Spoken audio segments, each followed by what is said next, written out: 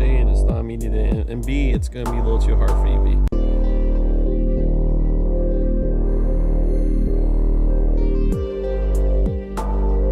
Nope. It was today.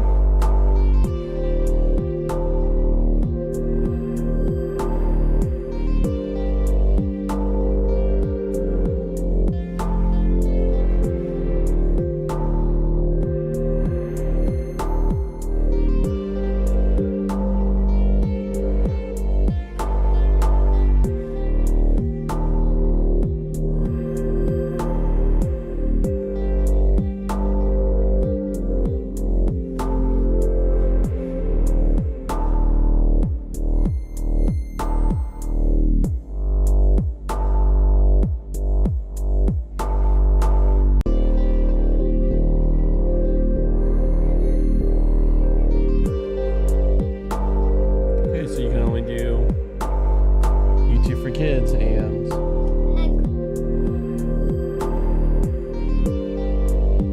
but right now we're going to okay, here we go. All right, ready for me to start reading?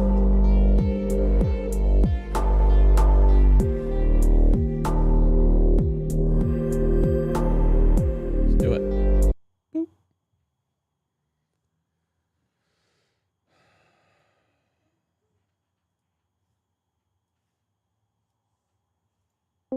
Beep, beep. Isaiah chapter 30, 1 through 17. God is our refuge and strength. Really? Hey, rebellious sons. We're just so thankful of you, King Jesus. Thank you that these ancient hard writings lead to the stream of you. Please reveal to us how to live life with your righteousness. Because you are the righteousness of God that is imputed on us.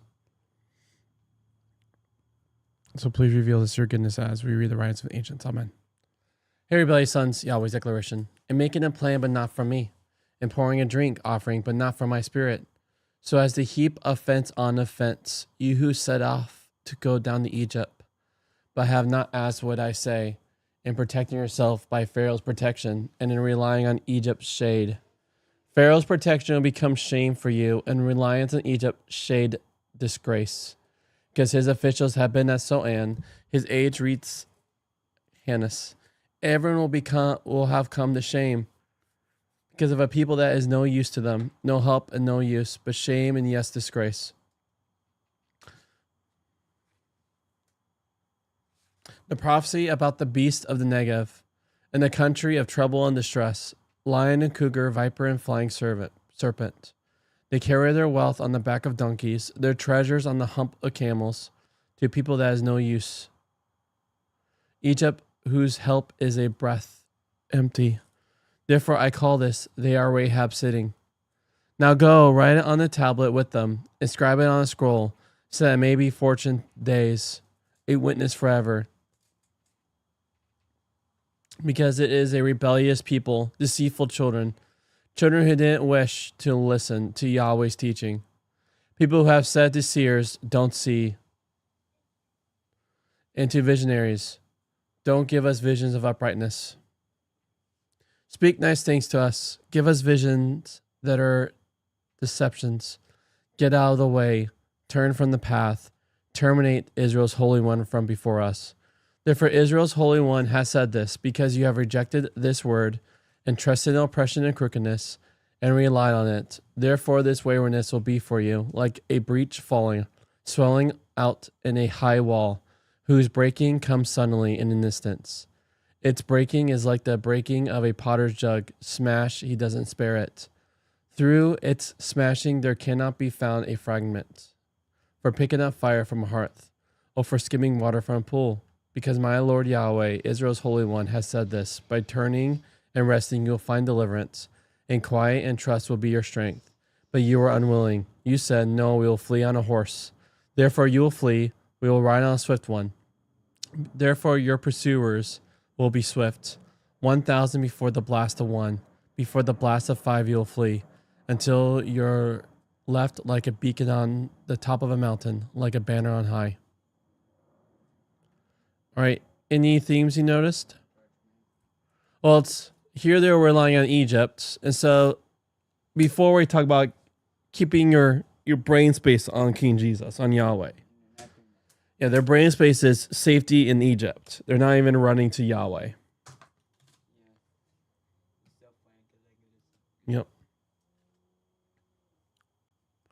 I have just read a message from an Indian Christian couple who expect tomorrow to go to another village for a day of teaching, for which they expect Christians to gather from many villages in the area. They're thirsty to hear the word of God. My friends love to go to teach there, but it's an area with much tension where there have been killings and abductions by Maoists. The number reached a peak last year, but the number of incidents in the first and third of this year suggests it may top last year's figure. So they wrote asking for us to pray for them in light of Paul's words in 2 Corinthians, where he expresses the conviction that God will deliver him and his associates, as God had done in the past, because you're helping by praying for us. Isaiah would approve of their message. In speaking of protection, shade, and reliance, he uses the kind of terms that Psalms 91 uses in speaking of God looking after people. The scandal of what he sees in Judah is that people are applying these words to the king of Egypt. They have turned back on the very basics of their relationship with God. It'll be bad if they look to anyone for refuge, but there's an extra level of irony in their looking to Egypt. Have they forgotten their own story? The reference to Egypt makes more explicit that the context of these chapters in Hezekiah's reign, rather than that of Ahaz. In Ahaz's day, the threat was Ephraim and Syria. The potential protection of Syria by Hezekiah's day, the Assyrians have dealt with Ephraim and Syria as Isaiah said would happen. And Assyria has become the threat to Judah as he also said. So Judah assumes it had better make some plans to protect itself. It's surely a responsible thing to do. The drink offering will be part of the religious ceremony involved in making a covenant with Egypt. But Isaiah has referred many times to Yahweh being the great planner in Judah's world. Making plans without consulting Yahweh is surely stupid, offensive, and irresponsible. So hand in hands are Egyptian cities which Judahites' envoys have journeyed in this connection. The second paragraph begins with an imaginative description of their journey through the desert with the sweeteners they need. Isaiah has a nice way of ridiculing them. Rahab isn't the Rahab in Joshua, whose name is spelled differently in Hebrew, but another term for the dynamic embodiment of wild power that Isaiah earlier referred to as Leviathan. It's a poetic term for Egypt in Psalm 87. Judah hopes that Egypt will assert some feral and fierce power on Judah itself. Isaiah declares that Judah isn't for disappointment. Rahab is just going to sit there sleepy and unaroused. Indeed, the situation is going to get catastrophically worse rather than better. Isaiah offers two frightening images. It will be like the collapse of a high wall, or it will be like someone smashing a pot because they're annoyed, smashing it so violently that there's nothing left. People want to be told things they will like. Paradoxically, they don't want to be told to do nothing. They want to be in control of their destiny. But the only security lies in surrendering such control to Yahweh, or rather in recognizing that the control lies with Yahweh. So they might as well face facts. All right. Hey, Houston. Hello. All right, Char. What stood out to you in this reading? So, I really like how he makes it, makes it very personal. How he has an Indian Christian friends, where there's been a high amount of, killings by the Maoists in the region, and so they pray for protection, and making all plans. And again, it's like making all plans, but also looking to Yahweh and everything. All right, let's start up.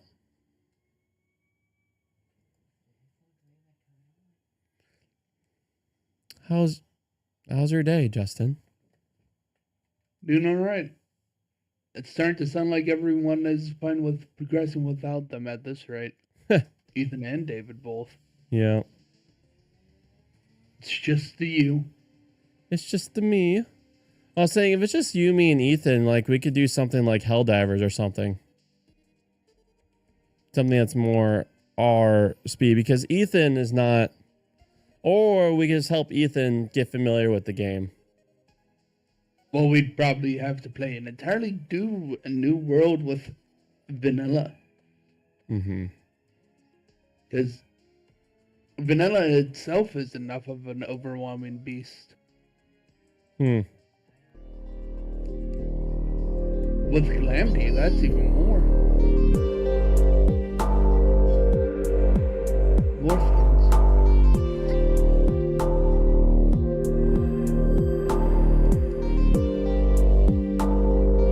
Alright, quickly see what we have in here. That is rogue / stealth.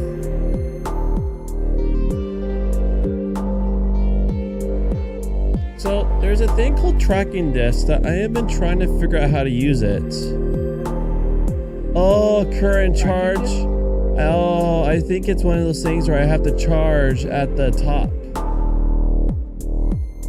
I think it's something that actually requires. So there's a rogue weapon called tracking disc, and on the very bottom it says, and I was like, I equipped it and tried clicking it and nothing comes out. So I think it's something where I have to charge it at those.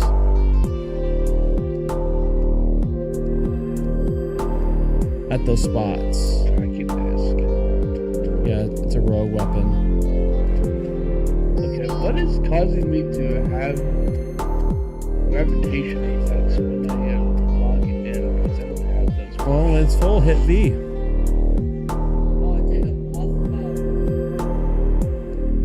I don't have those on me. Weird. It's a tracking disc. Let's see. Mm-hmm. You know what I think it is? Yeah. I think you need enemies nearby for it to actually work. Let's see if it actually comes out. I'm thinking, because it had a charge value. Like, right here is a target dummy. You can try it right here. Yeah, it's not working. I seriously think I have to go up here and charge it at one of these places.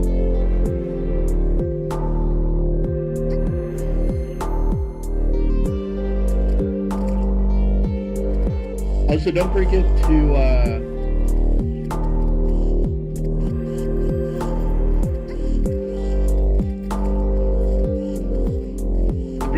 go on to red team. Oh, thank you. Nope, not PvP. The shield, not the sword.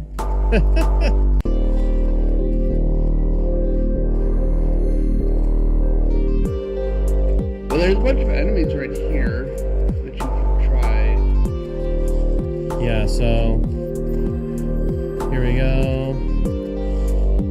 Yep, it's what I thought. It's a weapon that requires charging. Ring? I don't think I've ever used any of those. Yep.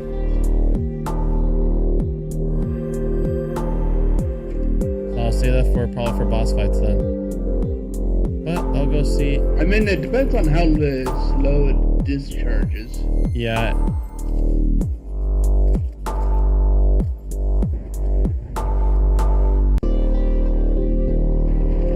Alright, so actually I'm gonna quickly check crafting. Alright, I want to see this in action. Oh, that's cool. But I also have another really good weapon that I could use. That'll be my, oh snap. I need to start hurting them, kind of. And your summoning builds is getting wild. I just noticed that we had more items. Let's see. Desert Scourge. We killed that. I forgot we did that. Cursed Coffin. Urn of Souls in the Pyramid. Do we have that?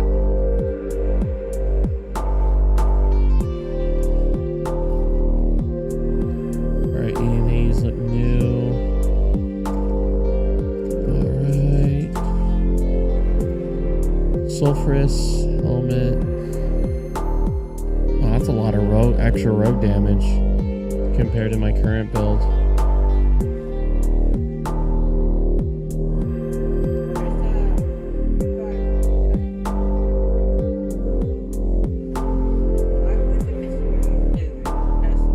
You put everything that you want to deposit in the green chest. Blue chest is for crafting.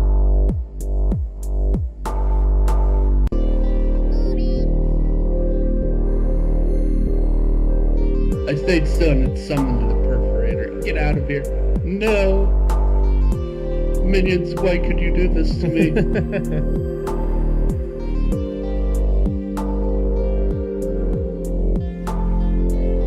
I've been betrayed.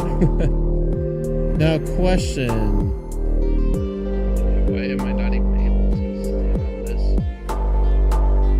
Question? So, yeah, so where do the sulfuric scale needs some more of? Do you know where the acid wood sulfuric scales drop? From the sulfuric sea, it is off very far west. Very far west. All right. That's where I'm going. Because there's a Why am I build. not able to stand on top of this?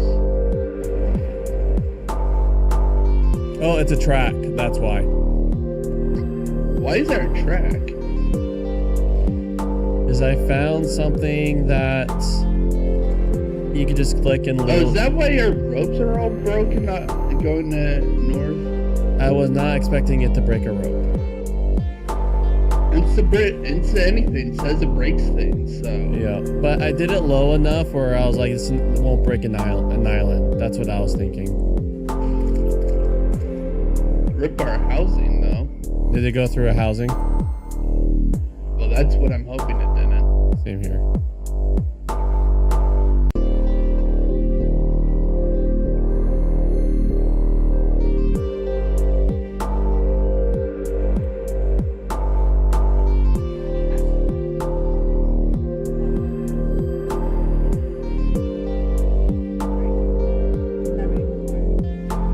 Ripped the tree. Ripped the hill. It's just it cut right through it. Ripped that hill. It just swing.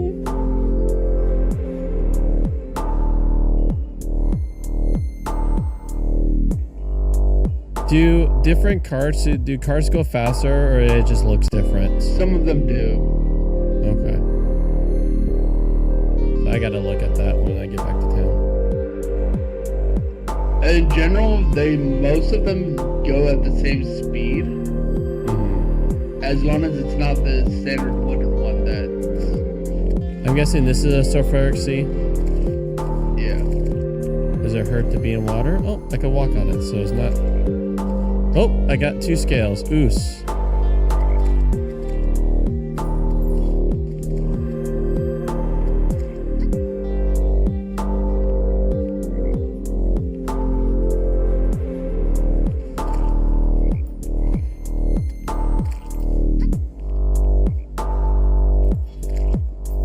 Guess this is the kind of... Oh, this water doesn't hurt being in. Okay, that's good.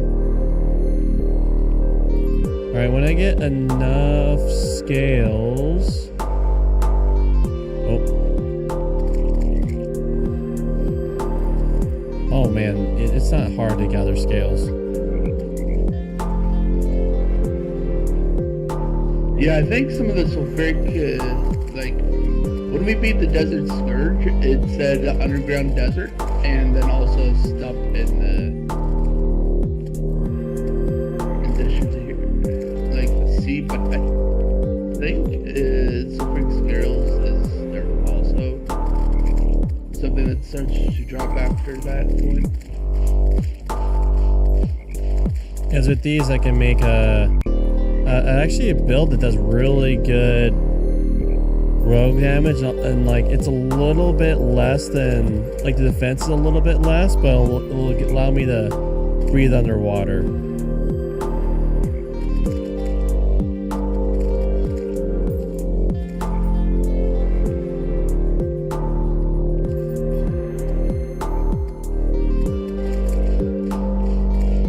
The music's really nice here too. I'm just guessing you have all the music off though. Yeah, the music's pretty low. I would like to.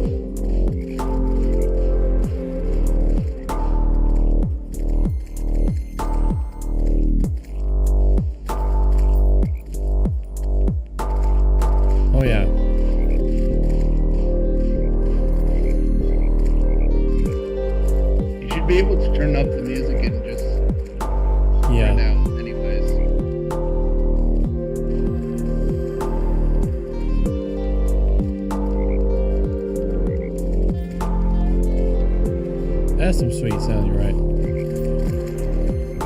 Most of the music in this game, not music, the game in this music, it's pretty good.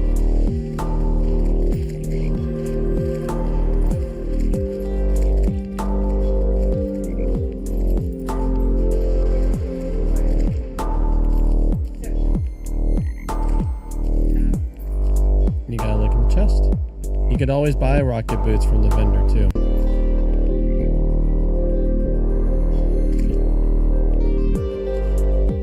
You gotta just look and make that decision yourself.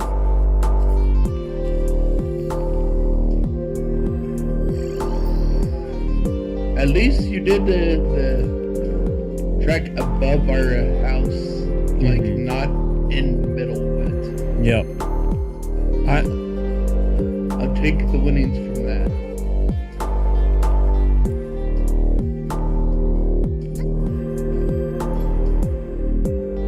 I don't have battle touch on me, so I'll grab this.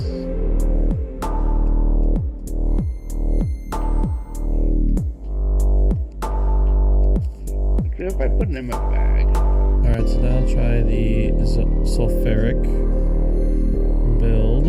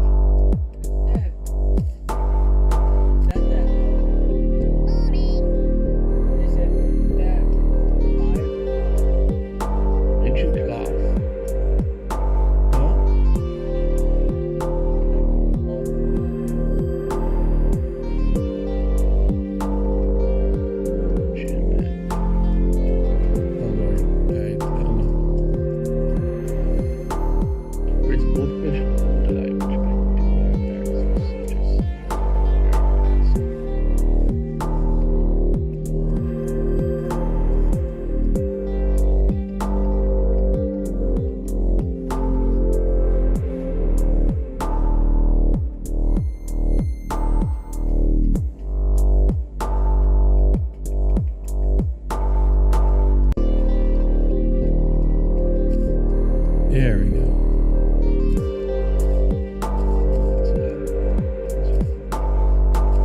Okay, sulfuric build.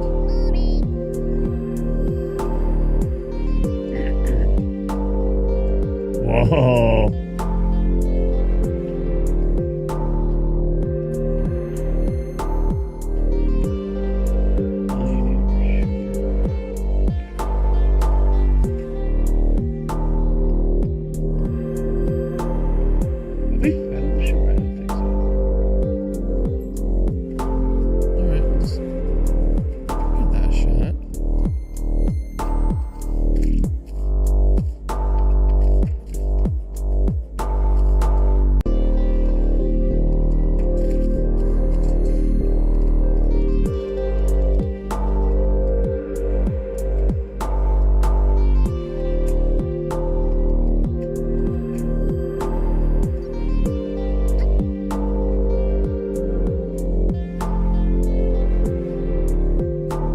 Check the vendor. Shroom goes room. Oh, check each vendor. The vendors are on the left. They're in the apartments.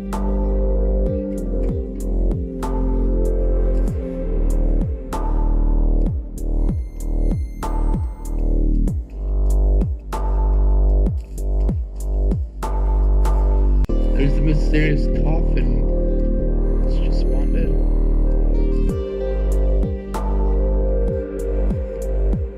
Mysterious coffin, you said?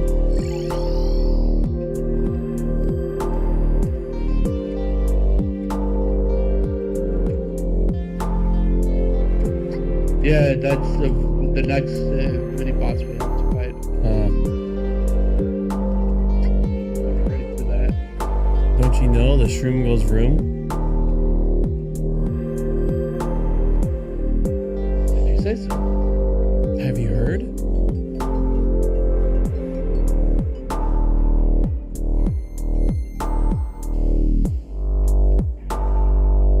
Oop, my bad.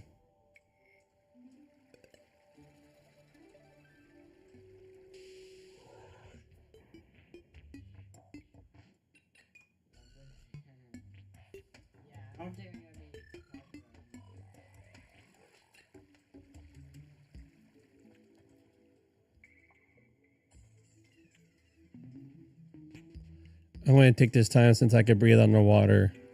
And I have this sulfuric pill I want to test out. I'm going to go into the sulfuric biome and explore. Good luck. Is it pretty crazy?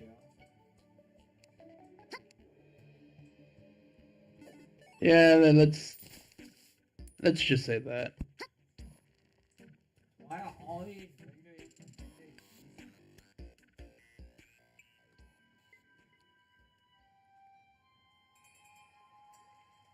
Looks like I need more pharaoh masks, but since we accidentally Oh, you guys sold avoided them for this. Oh, you guys sold We them? sold them and they're only in the chest, so I might have to make Hello. my own world and just collect one or two. Oh, were you guys not thinking it was not worth? It was not. Didn't eat. It's mostly not worth it since it's usually just a vanity item, but it has a recipe to be used in. That's quite nice. Oh. I like when I sold things, I make sure not to sell anything that has the material tag on it.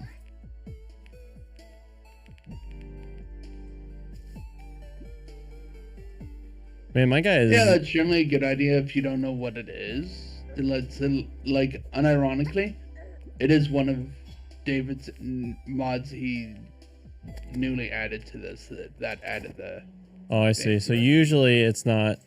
The Pharaoh Mass is not... Oh, wow.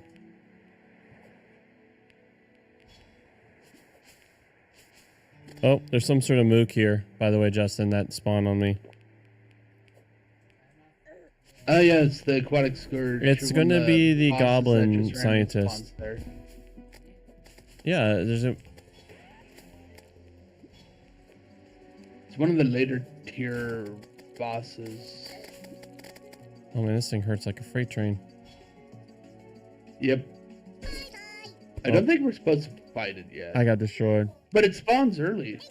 Anyways. Yeah. And I forgot to set my main weapon. I forgot to set that rogue thing as a favorite, and then I fat fingered the queue.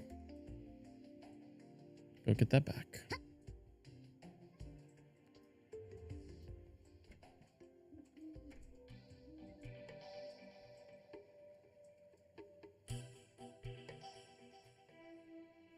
How do we get the Pharaoh Mask again? Literally just random chests that spawn with them in it. Hmm.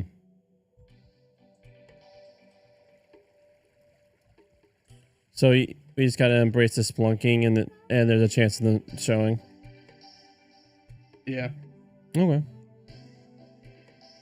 Did I type this in right?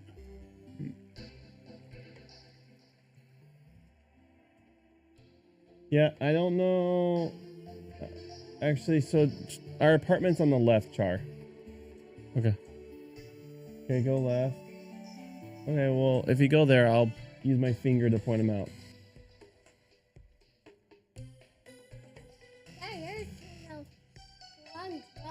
Yeah, because the shroom goes room. Yo, what the?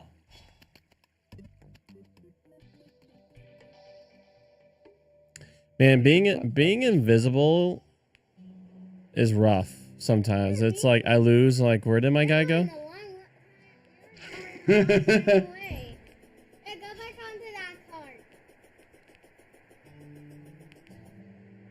All right.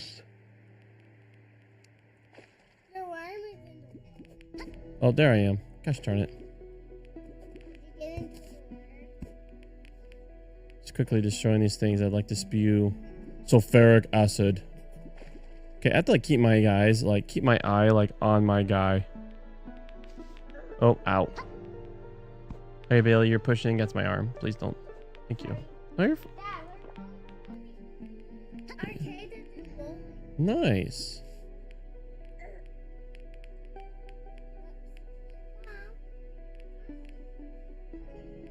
I found it. Whew. All right, let's favorite.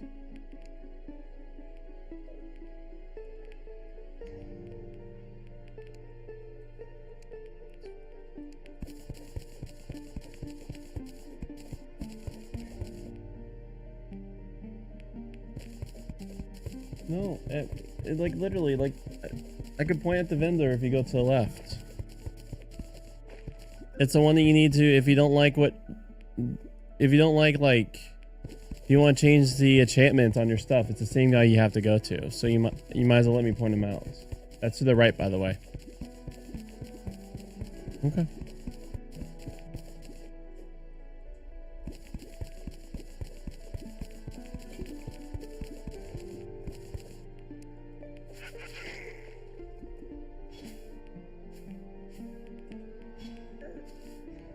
Oh no, I take random sulfuric damage. I have any. Yes. Oh, I probably should like made a potion. Yeah. Nope. It is part of the biome's gimmick. Yep. Yep, I'm getting out of here.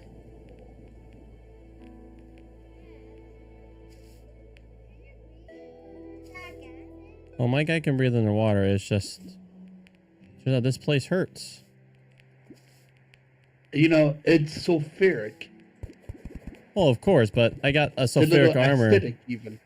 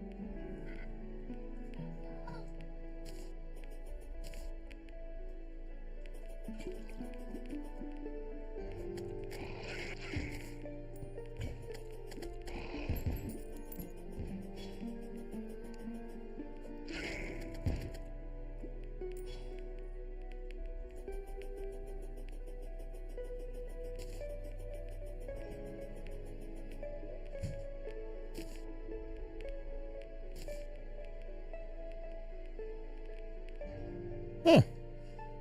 Do you have message in a bottle? Summons a raft mount, increase fishing power while on the raft, since you like to do the fishing? Yeah, I don't use that anymore, but thank you very much for bringing it up. I know it's a wild spot over there.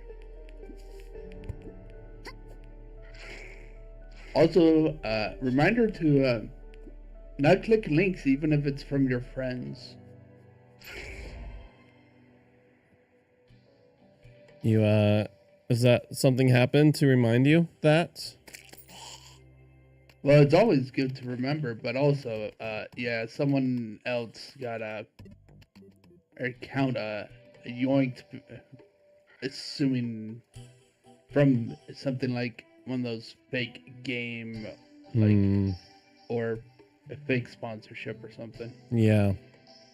It happens way often too common. Because their account gets hacked, and then that hacked account is compromised. It's like, so then share the compromise. Yeah. Or a similar, but not quite the same sort of one, yeah. Got reminded of it since they had that happen to them, and also I remember that was almost what happened to us. Yeah.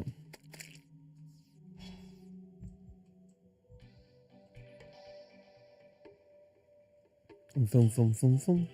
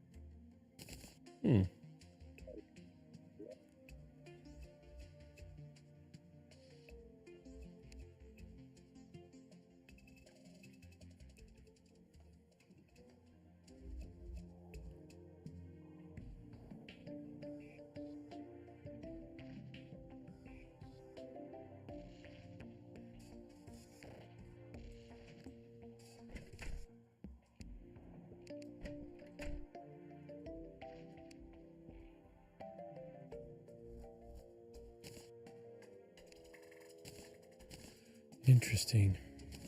Curious now. All right, so I hit this.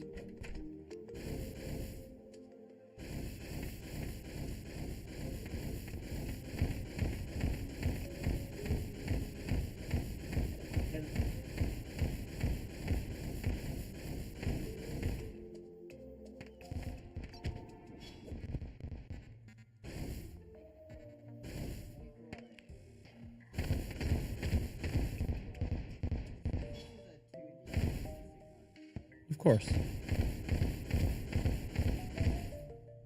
Do you have a shotgun?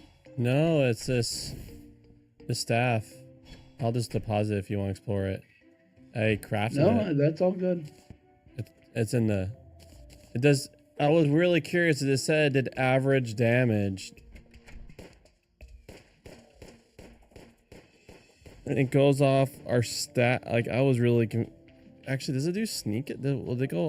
Does it do all the damage types? If it's true damage, it doesn't scale with any of them. No, it said average damage. That was the interesting part.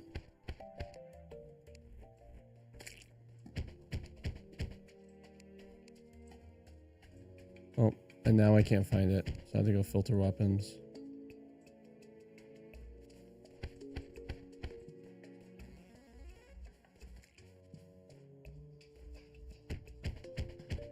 There it is. Yeah, 10 average damage. Fire crystal explode and slow enemies down. This weapon scales with all your damage stats at once. Oh.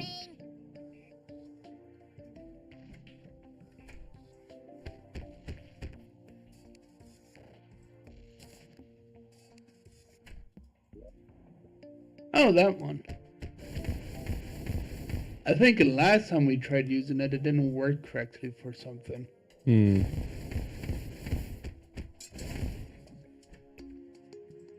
If you want to use it, you might be best off because you get the stealth strike bonuses.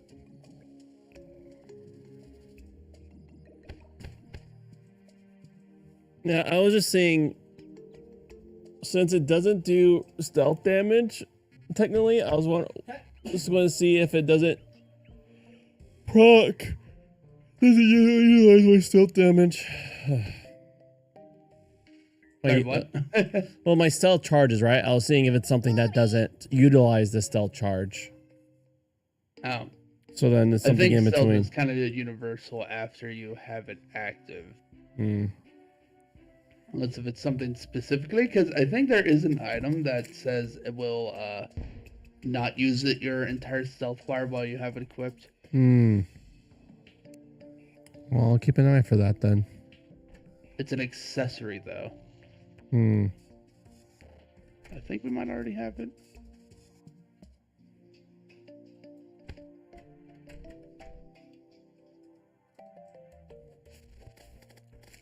Also, there's the shadow potion. You should grab 30 of them and put it in your piggy bank.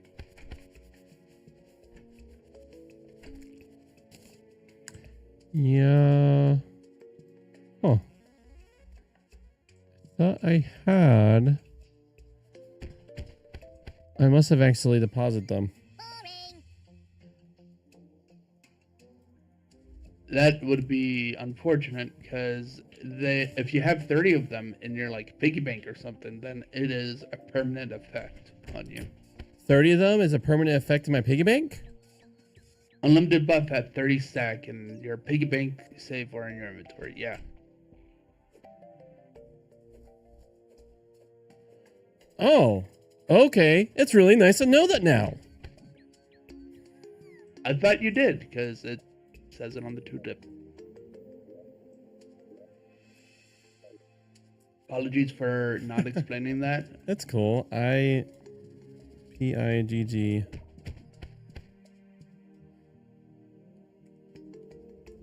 I mean, I also know it's hard to read when you're distracted by a lot of stuff at the same time, so I get that.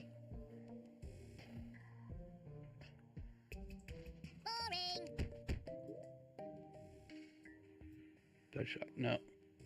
What was it about stealth? Okay, we're... Accessories. I'm trying to figure out where it says. Oh yeah, like coin of deceit. Here you go. Oh. I think we might actually have a coin of deceit.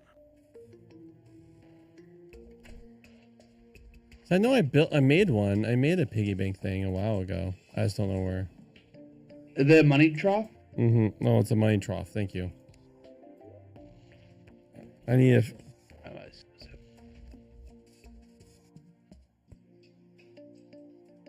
Oh, I'm looking. There we go. There you are. Oh, I found a temple. Also, there's the coin of deceit that I saw that we have. Yeah, Stealth Rex only expand. I already have that equipped. Thank you, though. Okay. Well, it is material, so hopefully we can make that extra one into something better later on. Yep.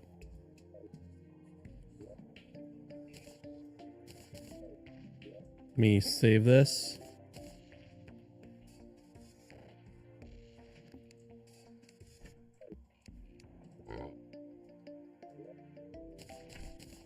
I think we do.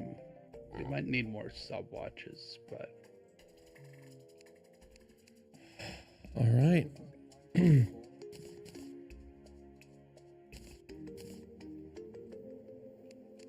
So 30 stacks, right, in the piggy bank. Okay, we're... yep. Is it just in loading screen that they'll say that? And when you hover over the potion itself, Oh my gosh. that's why I said I thought you would have already known. Oh, by now. I'm so silly. Oh, that's funny. Oh, hey, Eden. Hello, how's it going? Hello. It's going well. You know, enjoying the realities of stuff that's like in front of your face, and then you're just like, oh. Like 30 stacks in piggy banks means you permanently have the buff. Fun learnings.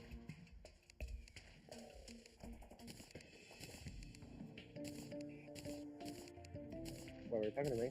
Yeah, I'm talking to you. I'm talking about It Terraria. was, yeah. Yeah, I mean, it's pretty great here. I found out some huge news yesterday. I gotta like pump you up now. I guess I had you at 50% from. What was that news? Good news. All right. Let's hear. Not necessarily good, not necessarily bad. Basically, because Brazil was super expensive and Mongolia was super expensive, a lot of people couldn't get their funds. So we're going to Korea now, Oh, which actually I'm way more excited about, to be honest. nice. And it's way cheaper, so that's fortunate.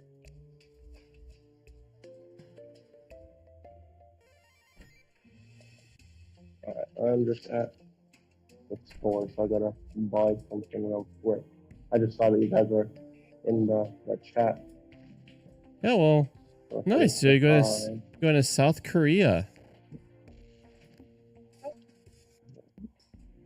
Montana.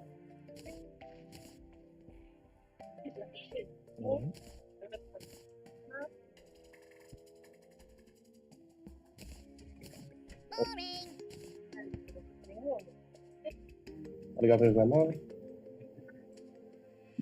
Alright, what were you saying? I said, no, it's cool. You're going to South Korea. Yes. It's just it's just cheaper there. Yeah, I think so. Apparently, more people speak English there too.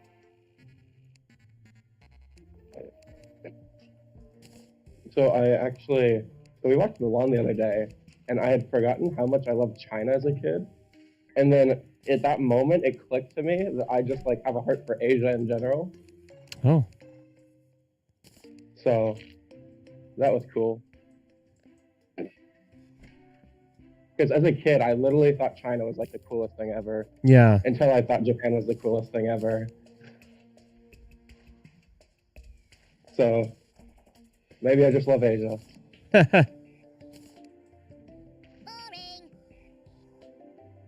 Awesome. I'm happy for you, man. Yeah. It's gonna be cool. Dude, it's gonna be awesome doing Asian ministry together. Yeah. Because, you know, we'll be going there pretty soon. You're going to Korea as well? No, we're going to Thailand. Oh, you mean Thailand? Yeah, yeah. I remember. That'll be cool as well. My grandpa was actually there like less than a year ago. I think yeah, he showed me photos. Oh yeah, yeah. I forgot you were at the party. Yeah. Together. Yeah. Cool. He brought me back a shirt. Oh, did he? That's cool. Yeah. Yay. So Korea is interesting because a lot of the old Japanese people and old Korean people, there's like a lot of hurt between the two. Mm-hmm. But like the young Japanese and the young Korean people love each other. Because K-pop and like a lot of Koreans like J-pop, like the young kids, and then a lot of the young Japanese kids like K-pop. It's really interesting that there's like that divide between old and young people.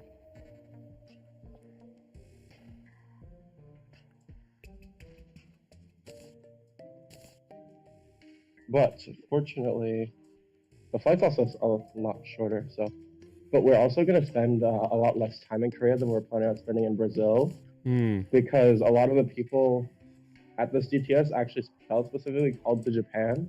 Yeah. So they made the Japan outreach portion longer. And one of the big reasons there is an international outreach is so that we can reset the visas. Because we only get 90 days at a time.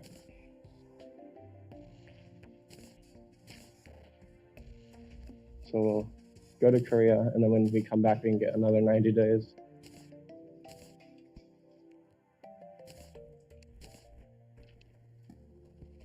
So you saying going to Korea for a bit and then back to Japan? Yeah. Okay.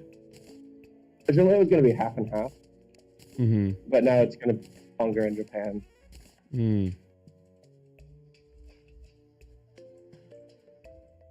Which is cool, because I wanted to do outreach in Japan.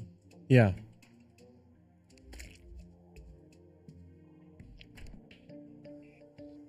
You know, I gotta like look here. How close is Thailand to Japan?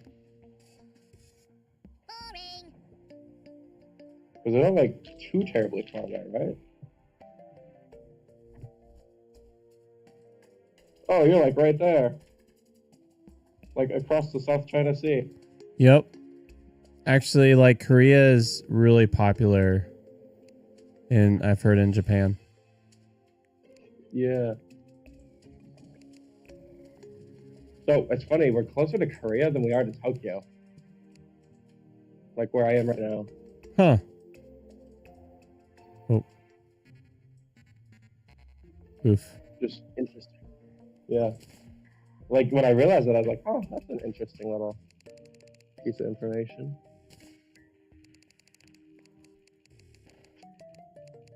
So I might come back. I'm actually planning on coming back here to staff Yeah. for Wildland White Talk. And I have a 2-year commitment if I do that, at least. Yeah. So if you're in Thailand and I'm over here, like we could like visit like pretty easily. That'd be cool. I could get an excuse to go to Thailand. You can get an excuse to go to Japan. Yeah, well, we would like to actually visit Japan. Because, yeah. Yeah, Japan is like amazing. Everything here is so clean and cheap. Everything's like cheap. It's like like 20% of the price usually.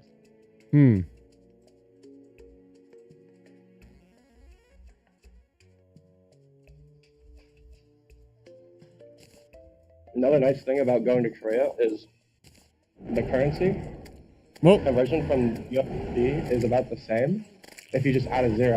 So it's like easy to do the conversion in your head because we got used to yen. Sorry, 1 second. I have all of a sudden this big hive on me.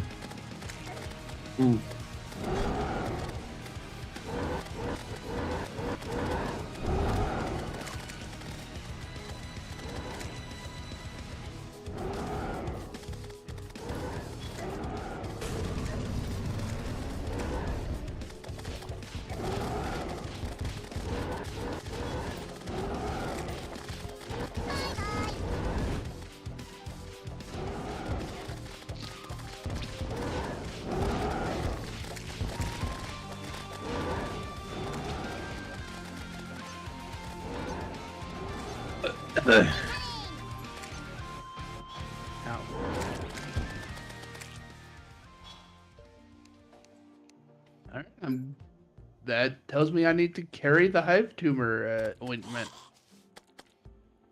What game are you playing? What was that? Terraria.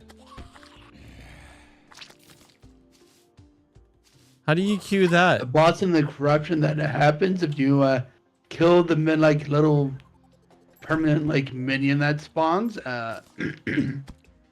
And you know what? I kind of have auto fighting minions because I'm playing a summoner, so I got summoned without my intervention or knowledge until after the fact.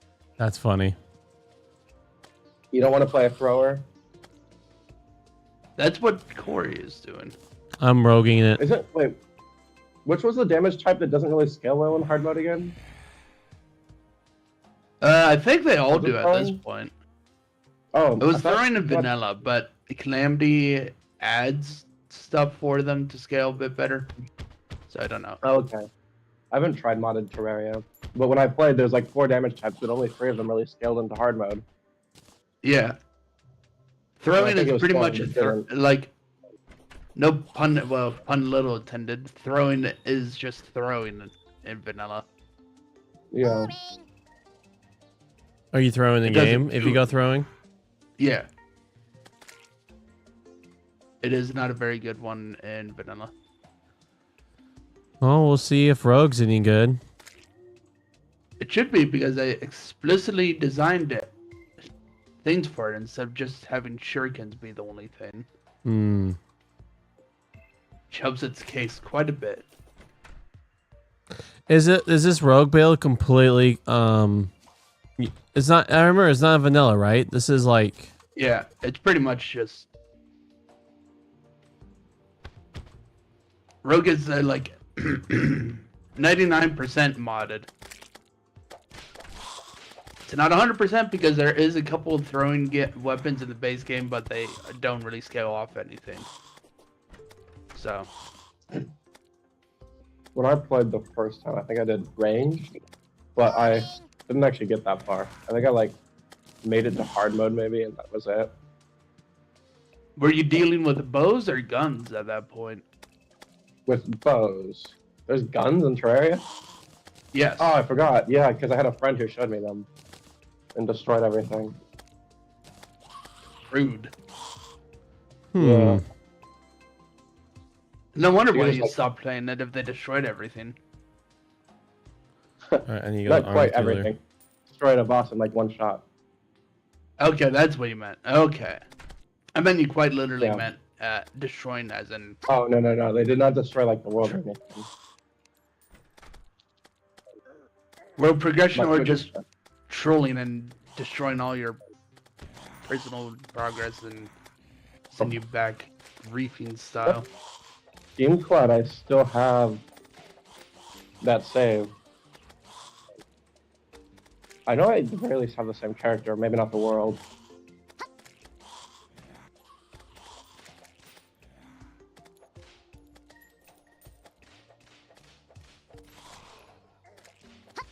Oh yeah, this weekend I climbed a mountain. Oh. Nice. We like hiked in for like 3 hours to like this base camp, and it was like in this valley, and then we did onsen, and then we went to sleep, and then we hiked up for about 2 hours and down for an hour up to the summit, and then back like an hour and a half. And then the way back was so much faster because it was down. It was like only like 2 hours down.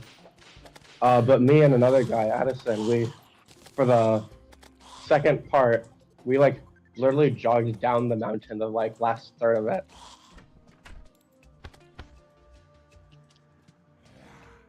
We just went. Because for me and him, it's like more tiring to like slowly walk down the mountain because you have to use more force and energy to like stop yourself from keeping going. So what we do is we'll literally just like let our legs do what our legs want to do and just like push and just keep going. Huh.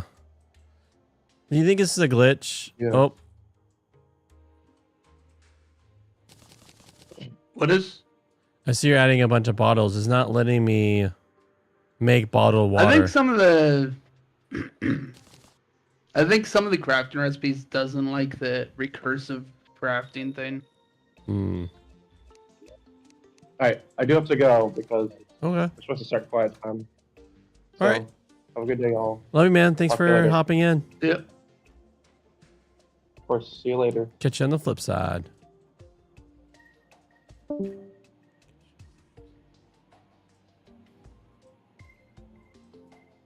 Which makes sense why they don't have it by default if it...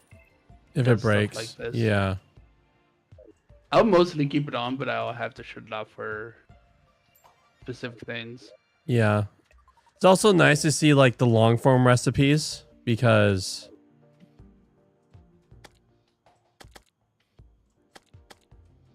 Yeah.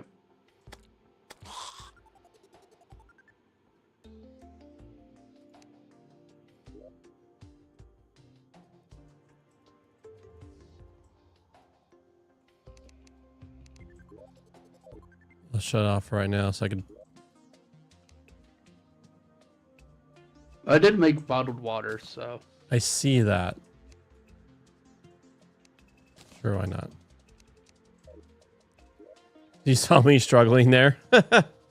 I was looking for something that needed it too. All right, I'm at Gills. I'll just go to deposit these bottled waters. Oh, 700 now. Whoa. Whoa. Okay.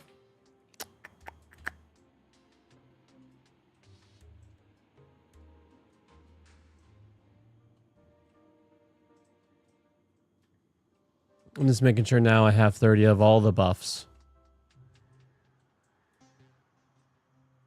You don't want all of them, but most of them. Oh yeah, ones that.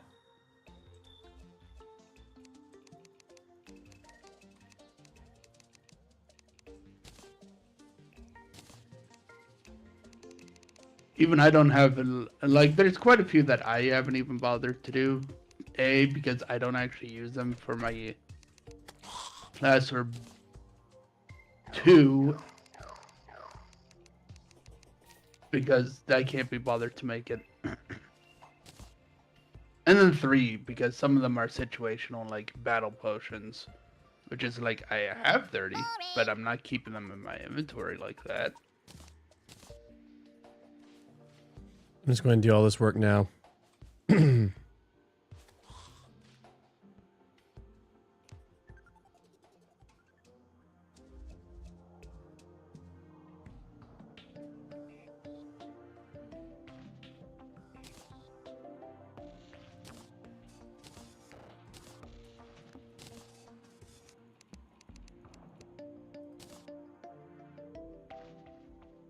Like decrease enemy spawn rates? No, I don't want that.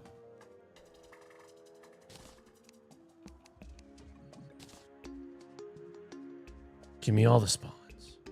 Like gravitational potion? Nope.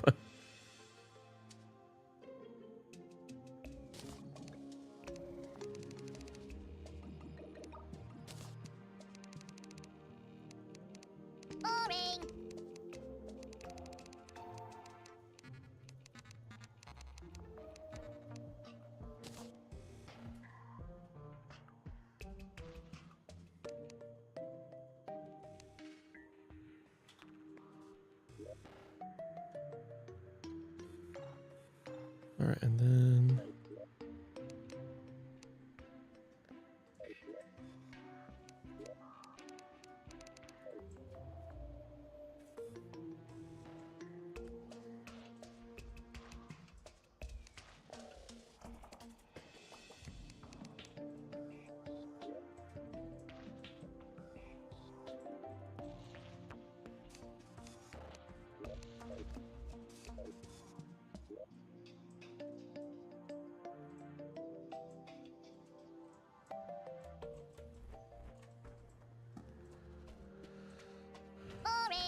all right, grant immunity to the following effects. All right. Need 10.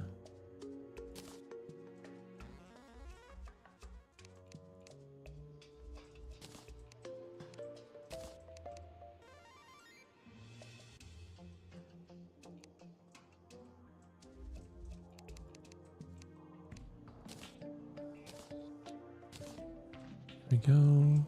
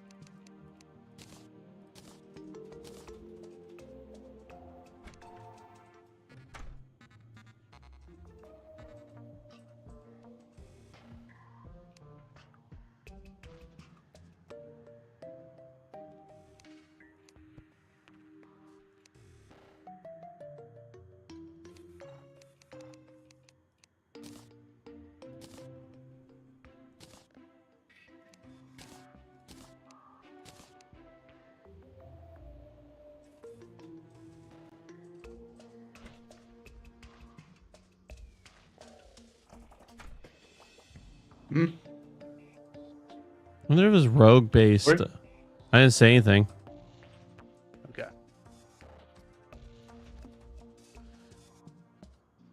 Do you know What about rogue? if throwing weapons are considered ammo?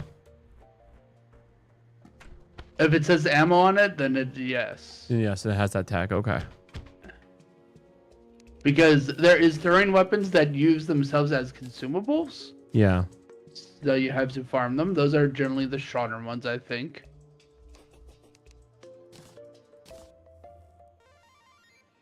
Those are a thing, but there's also throwing weapons that don't, or they use something else as ammo, Mm. I'd assume.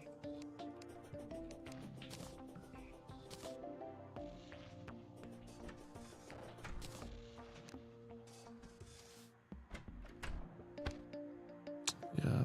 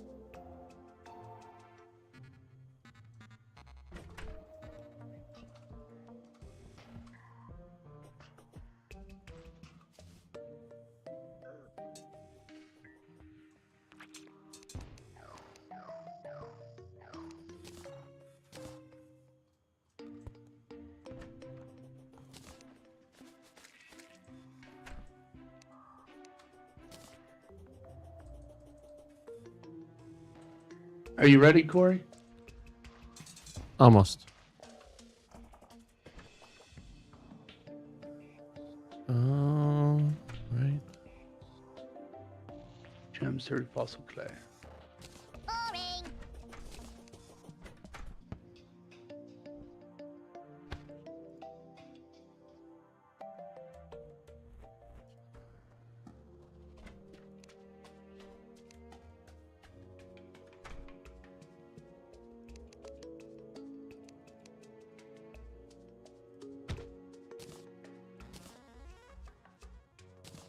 Okay.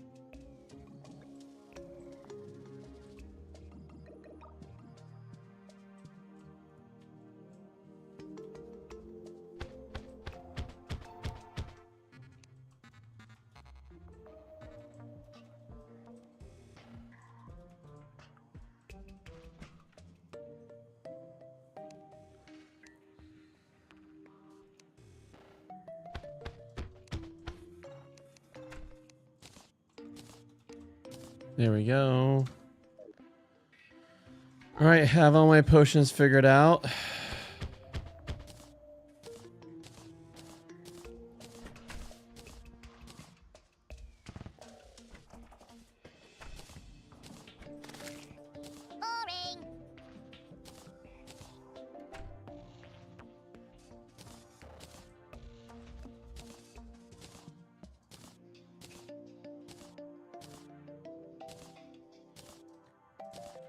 Good, good.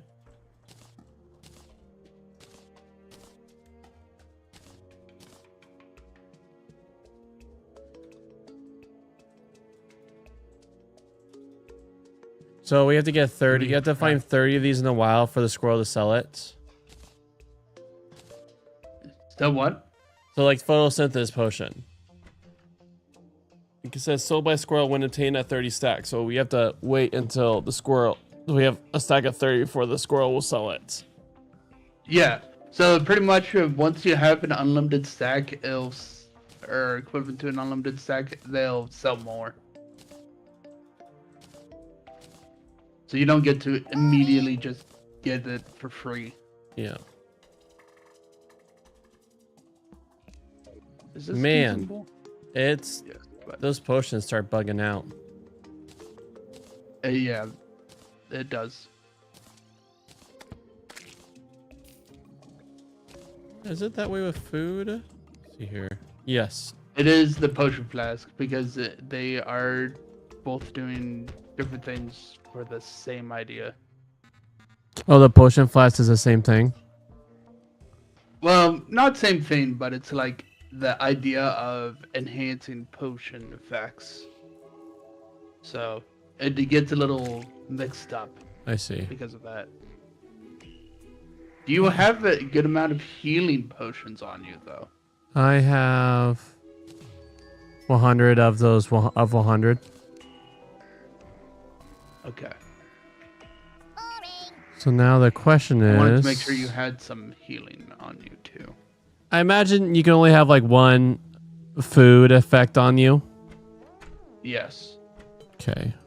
David farmed when he was just AFKing for money for a while. Mm-hmm. He picked up some, but I think it was a drop. But the squirrel should be selling them too. So Yeah, I'll take the scroll, see if he has one with a major effect. I think he should at this point. Oh man, I am going to remove this. Wait, does it improve the effects? No. Okay. Oh, The issue is it's trying to add to the duration instead of replacing it with the new duration. And with the unlimited buff, it gets a little buggy. oh, there we go.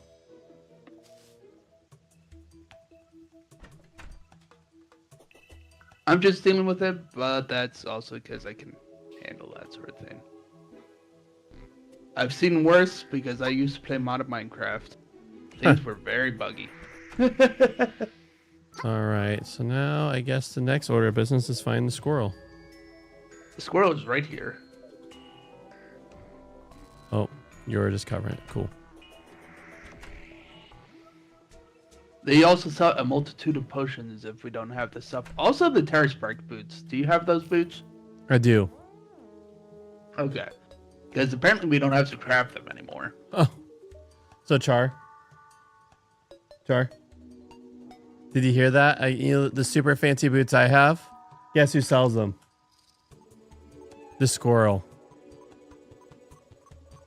They're expensive though, so Yeah. get a grinding for money. Become your inner pirate. Look for all the cash and the booty.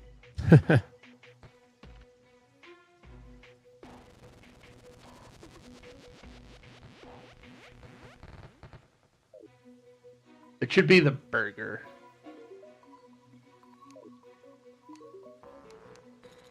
In shop 1.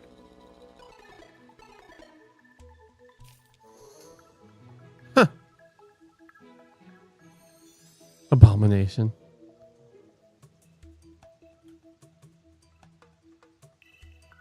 I'm curious about this and its materials, so I get to see.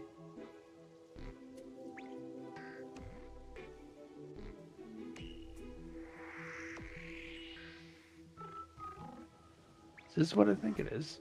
Yes, it pretty much is, actually.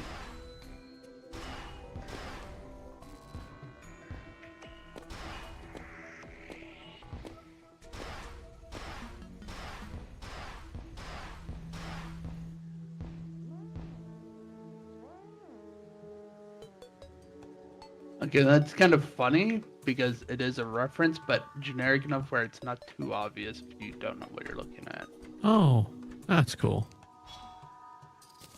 What? I didn't know this whole discount thing will also work in vanity slot.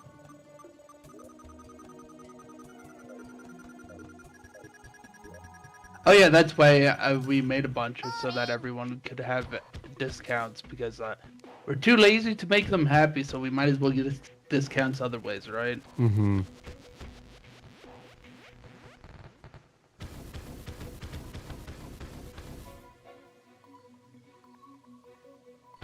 Oh, that's cool. The gold one? Yeah. That one that was the one that you needed the pharaoh thing for. The pharaoh head. Ah. But now we can just buy it. Yeah.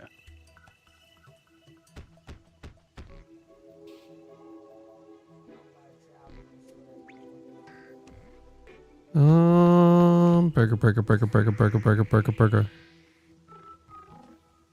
Must be in a different shop.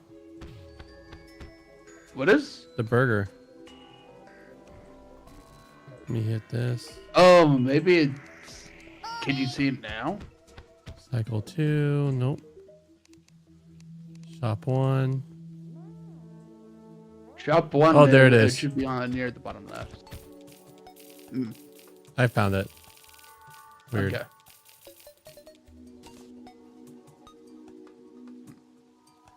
I wish I could. There's a way to see what's in my piggy bank. You could open up your... You could just open it and look in it.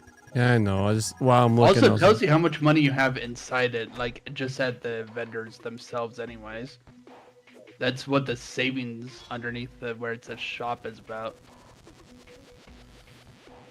Is B a button for anything? Because I need to do that encasing gold. That Yeah. is buff. Oh, buff. Oh, yeah. Dirt. And I think it might also be the rage or adrenaline button. You might have need to Yeah. rebind those anyways.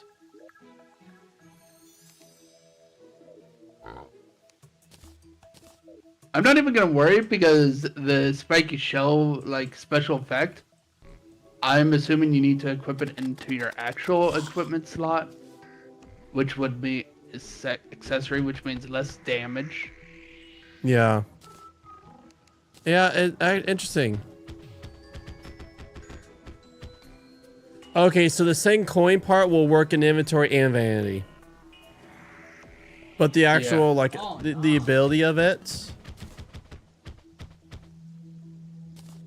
Yeah, that's kind of what I assumed out of it.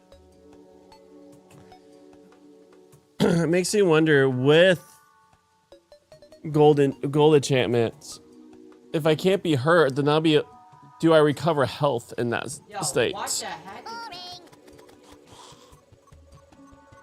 If you can recover health, you're in a boss fight.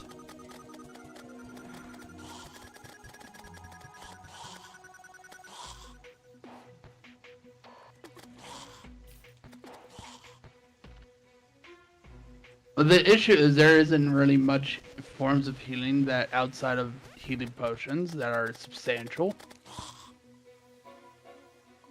enough to probably be worth the time staying still.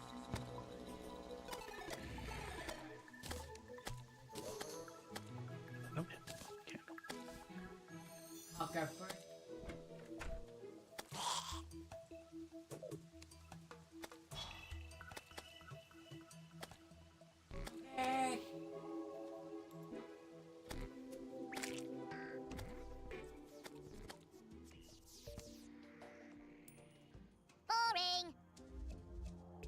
Oh, yeah.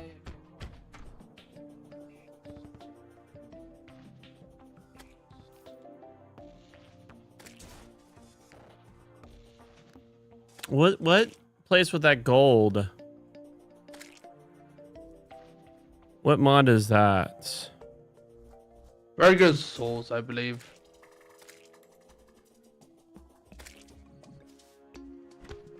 Why are you I'm looking. are you looking? Is that?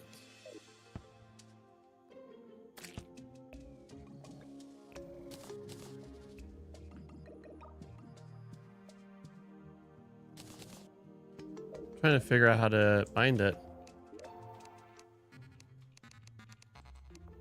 It might have been on a separate UI thing I have jump scare. because some mods have those.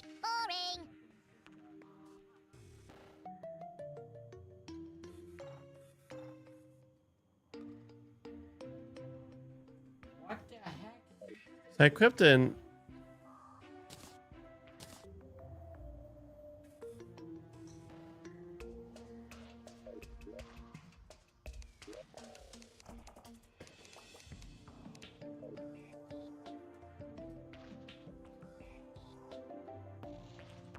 Not the camel.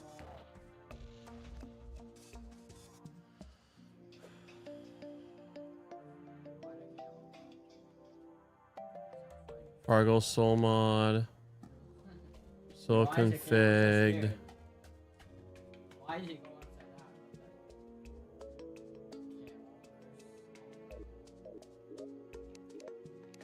Activate skill menu, or yeah, that's probably what you Why is need. there a camel? Active skill menu under Fargo Soul mod. So settings. Do you do mod configuration or controls? Just normal controls.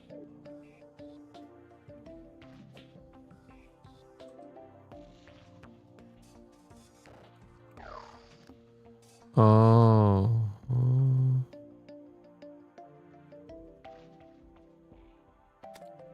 Oh, it's mutant mod. Fargo soul mod. Open effects. Open skill menu. That's what you think I should do? Yeah.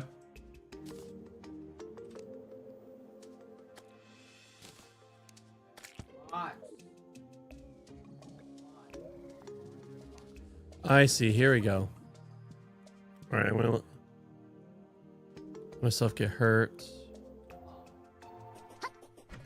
Because sometimes during boss fights, like, the question is, would it keep the aggro in the fights, even though they can't hurt me? That's the question. Well, not with David around generally because he has the additional aggro, but you get my it's generally. thinking there. Yeah, I get what you're thinking. Because there are times where like, oh shoot, we're all dead, but if we could just turtle.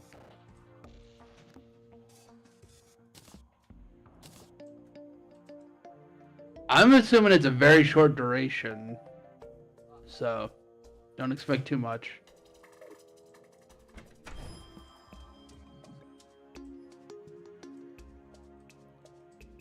Huh.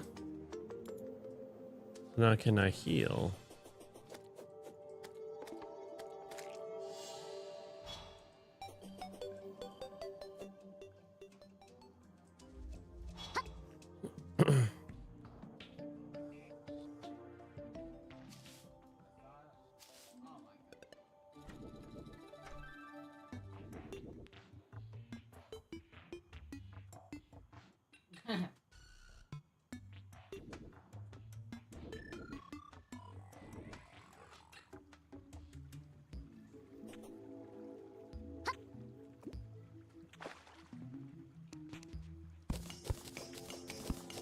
Oh, well, that's a lot of ore. What is? Acrylic ore. Found this. You're in the sky, bro. There's silence now. What the heck? Acrylic? Airlight, I mean.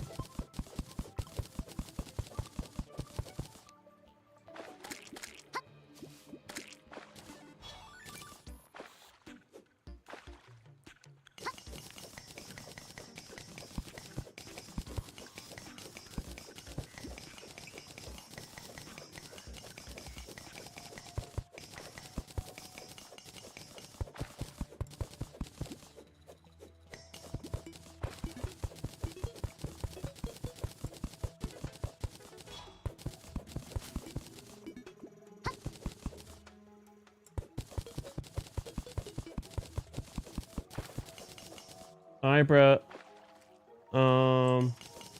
You're in a. You looks like you're in a safe spot with that.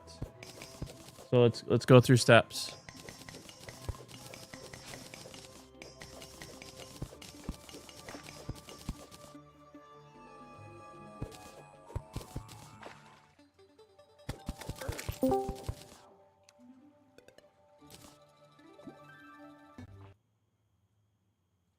Huh. Oh, you have your meal. What's up, Logan?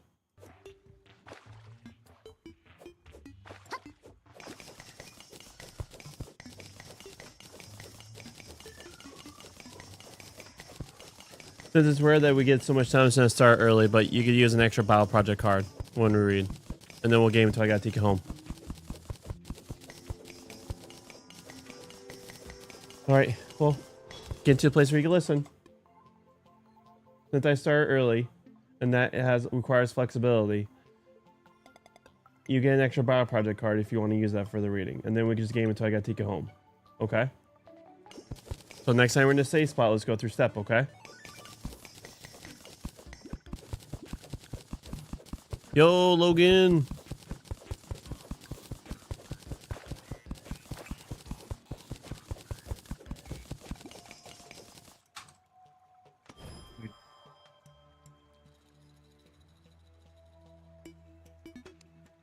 All right.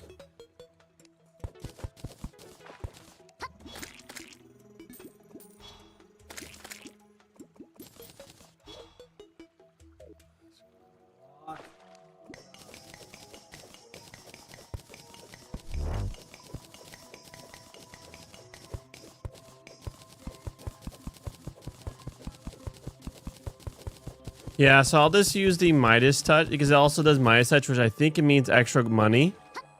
Then when there's boss fights, then obviously I'll switch that out. Does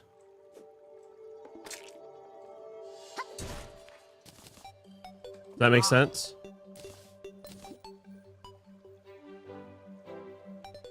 Does that make sense, Justin? What? Well, since that gold thing also gives Midas touch, which just means more money, I imagine. So I'm mostly just gonna use it when I'm gonna be AFK, like grinding money or something. so when things are just dying around you, you'll just use it to. Yes. That's cool. So you're just going to keep it in your vanity kind of thing? Yep. Also, I've had a bad tendency to die with multiple platinum on me, so that too.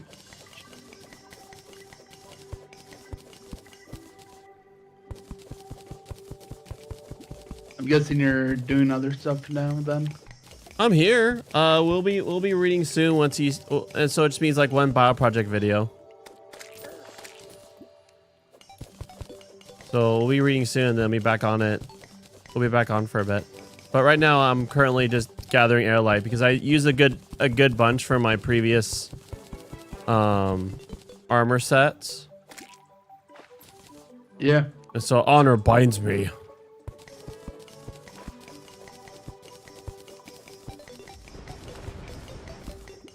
The wind got you.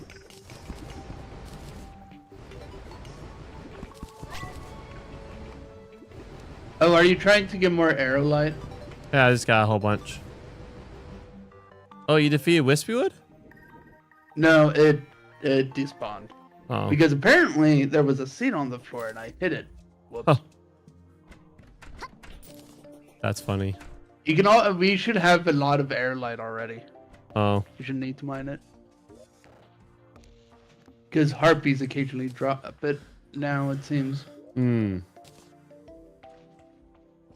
At the very least, there's slimes that do.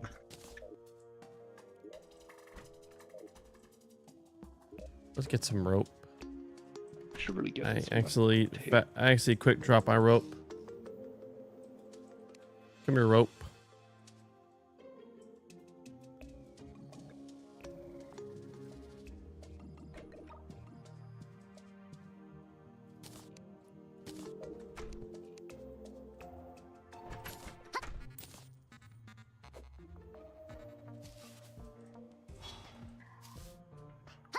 Oh, I have 2 summons. I need to use them. Where is...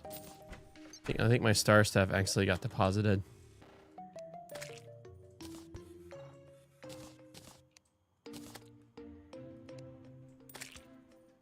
And that'll be 10 extra... 10 extra armor, which is awesome. What is? Oh, since I have it now, I could have 2 summons, right? Because of one of the potions. That means 10 extra defense from the starfish.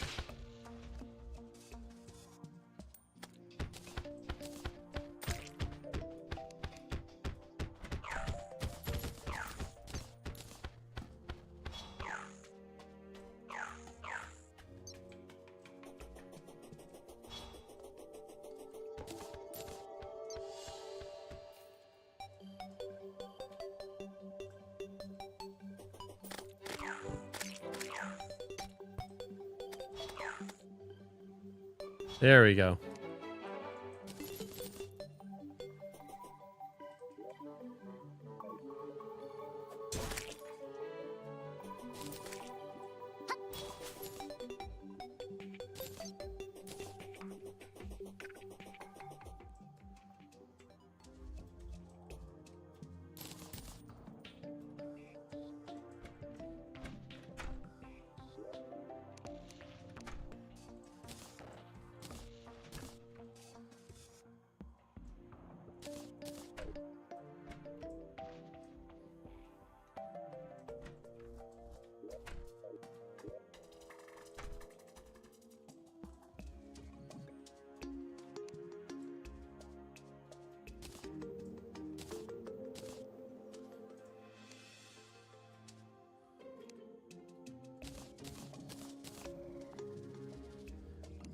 There we go.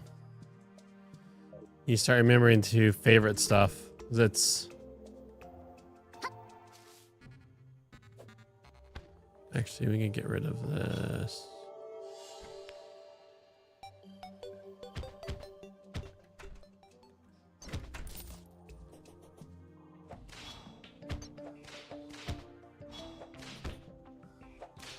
Can we try that? All right, let me try something else now. Oh, wait, I have in my vanity slots.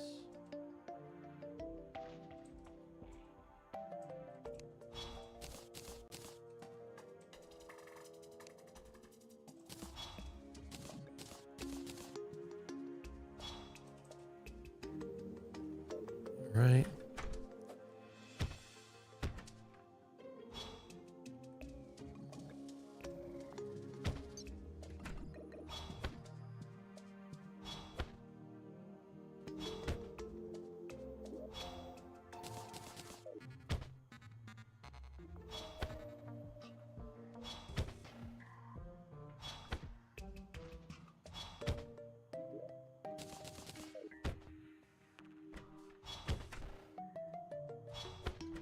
Oh yeah, that just flat out that just has more DPS. So there we go.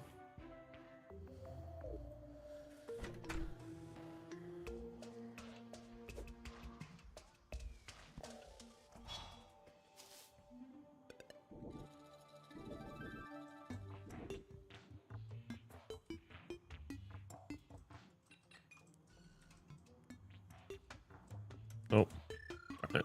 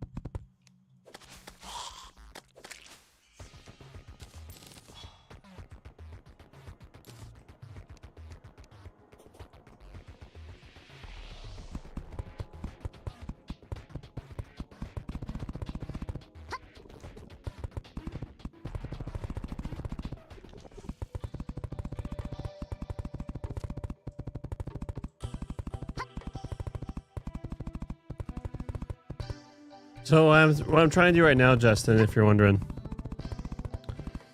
there's a lab that are near a house, and so I'm actually I'm exploring all the sky islands, see if I can find more of those labs to also break them down. They won't be in the sky. There's one literally in the sky, right above us. No, that's the only one in the sky. So it's just the one in the sky. There's not gonna be any more. Yeah. Oh. Nope, they are very specific locations. I see. There's one in the Sunken Sea. There's gonna be one in Hell, I think. One in the snowy area. Okay. So if he says like the If I charging, remember correctly. if he's saying the charging, if the charging energy matters, then might as well start making a. I think it's more of you have to craft something later on that allows you to get more of the batteries, but until that point, you kind of can't.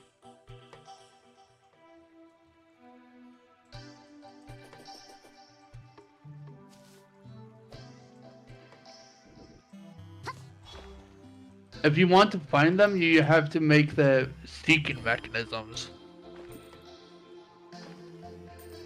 As I'm looking at it right now. Hmm. The various colored seeking mechanisms point you towards the other labs. Hmm.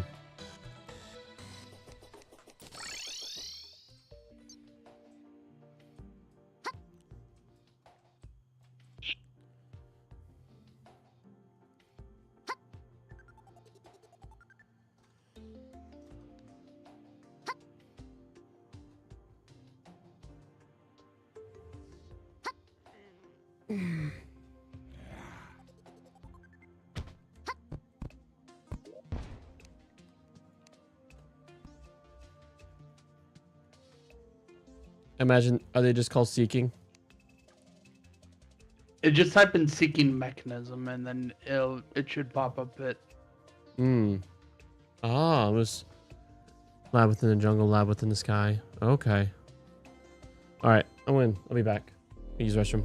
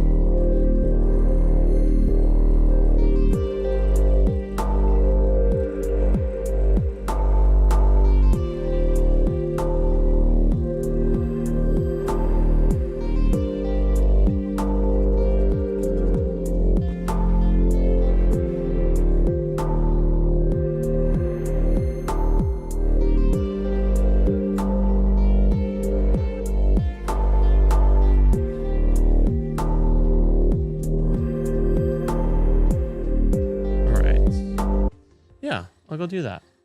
I feel like that's be helpful progression stuff. And actually, the one that's up there, I'm gonna actually break down those chargers and just actually build them in our lab, so we don't have to travel to charge them. Since I already have weapon that will need charging, it'll be nice just to have that already in base.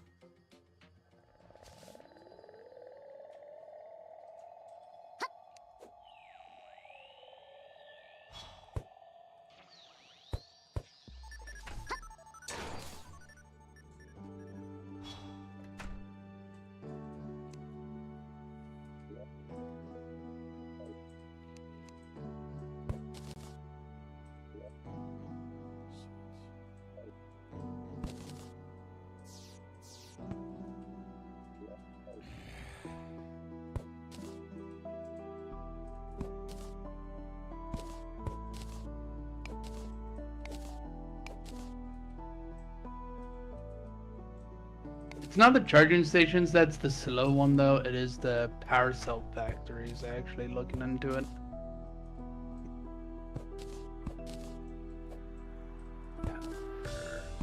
Cell factory.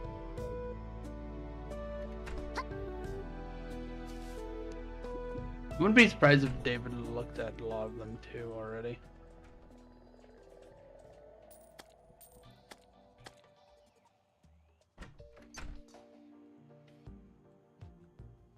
I need some space.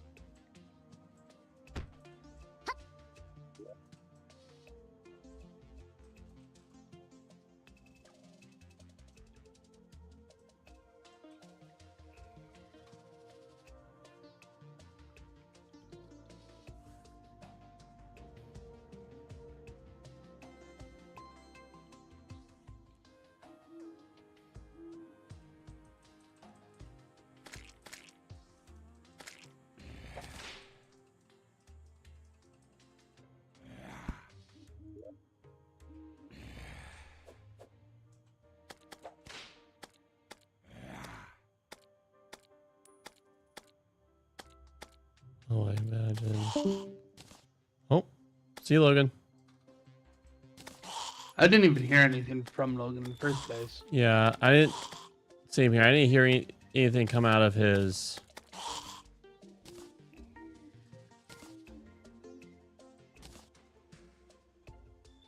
See my.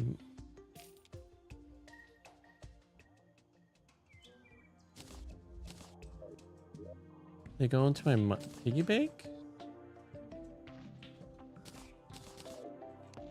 Oh wait, I know.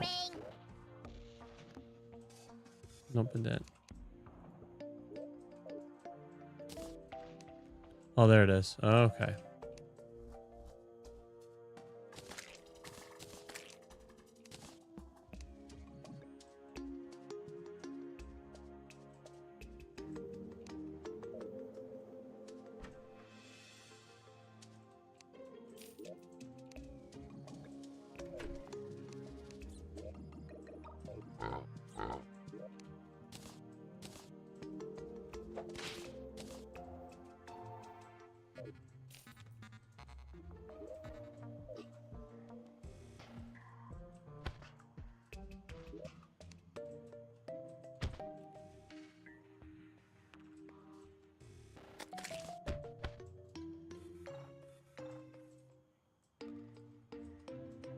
Oh, that's funny. He's already got them placed in our base.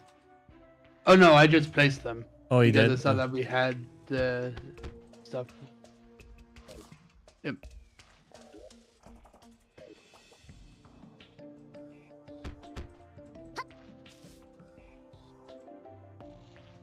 No saves yet?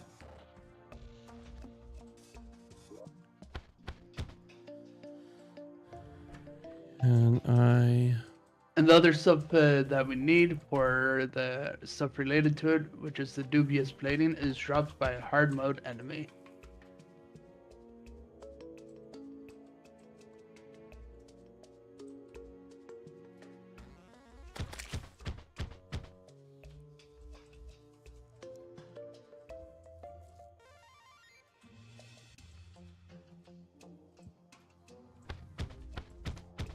Yeah, you can't craft almost anything with it anyway, so that makes sense.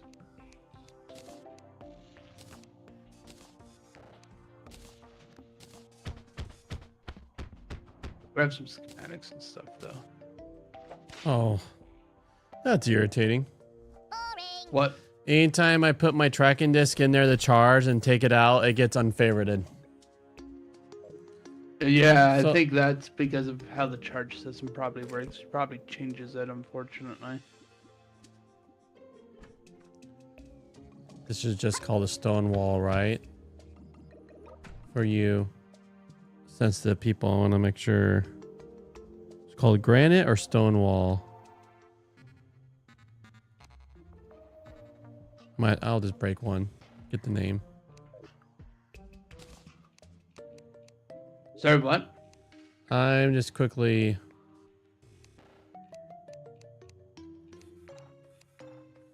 trying to figure out what gray brick. Okay, that's what you guys use.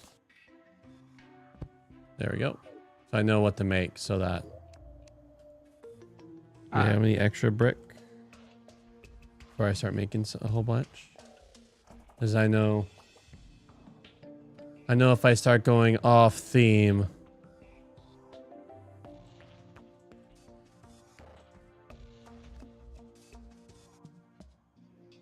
He's progressed from no care at all to at least minor care.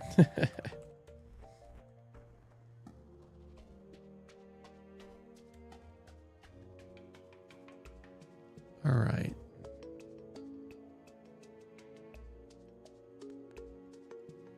What?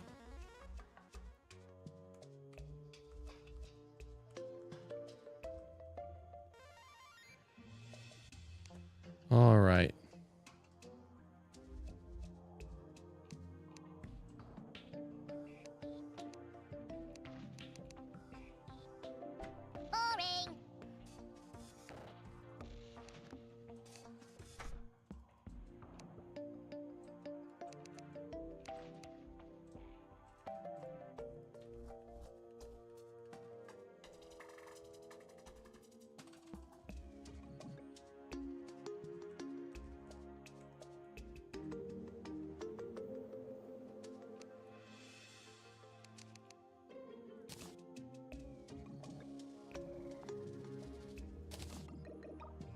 Okay.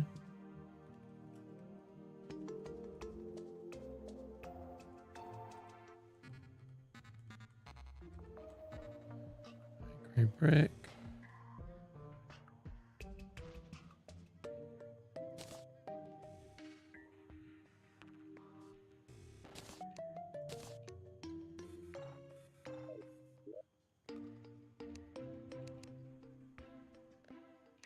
Boring.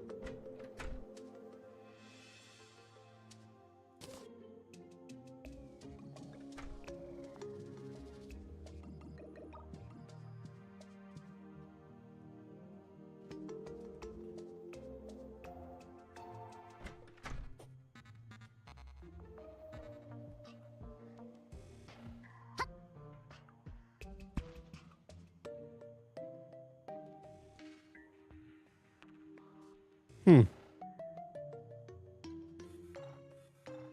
It's like the lab hologram projector doesn't want to project anything. It's not in its.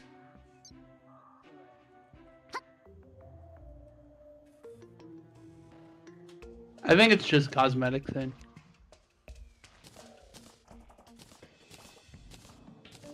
Because the lawn thing is the power cells, but we have a couple power cell chargers going now.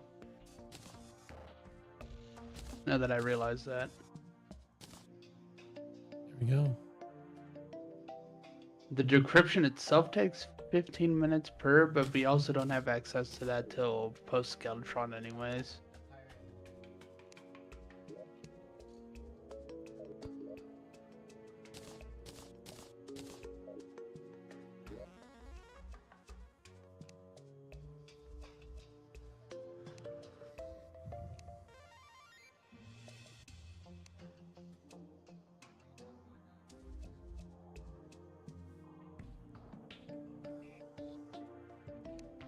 All right. Uncle Joe, you jerk.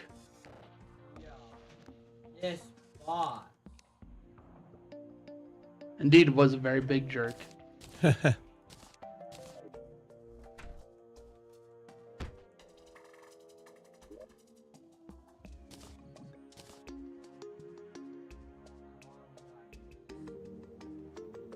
Hmm.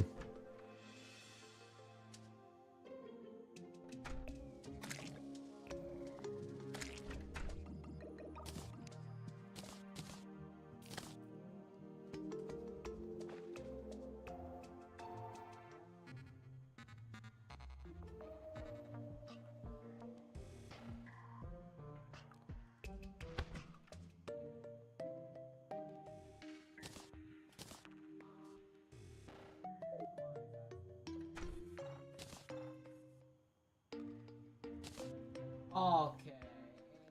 Oh, okay. I see. So I don't need to use the lab in the sky because for obvious reasons. I already found the one in the sky, so now I gotta find the lab in the jungle.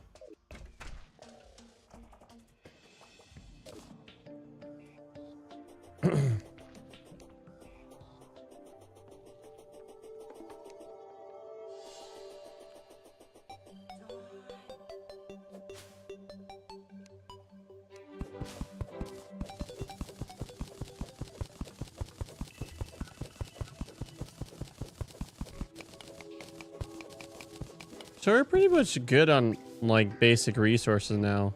That's weird saying that. Yes. Give me a burrito.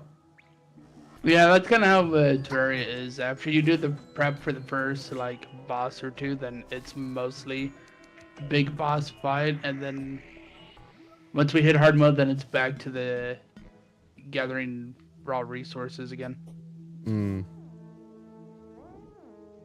with the occasional interruption for like a specific item or something that it unlocks between other bosses. It's not like Minecraft where it's all material and then bosses for a very short bit. Hmm. Terraria goes very much in the boss-centered for progression Hmm. after you get the very start. Even modded is slightly to the lesser extent because there's a reliant, but it's super easy to just get from fighting still after you unlock it.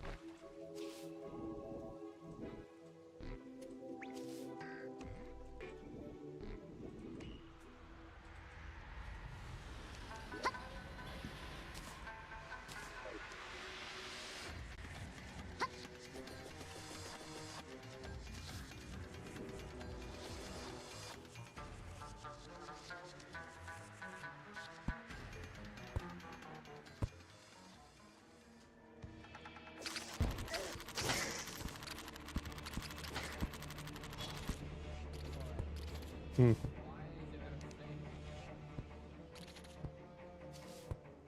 Oh, come on. Do we still need the Pharaoh mask? Since we can buy the thing? No, No. Okay.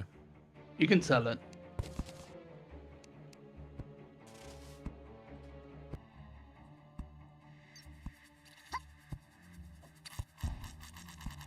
Oh. You can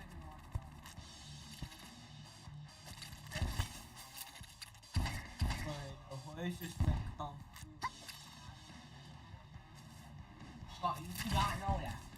You're a voice. Hmm.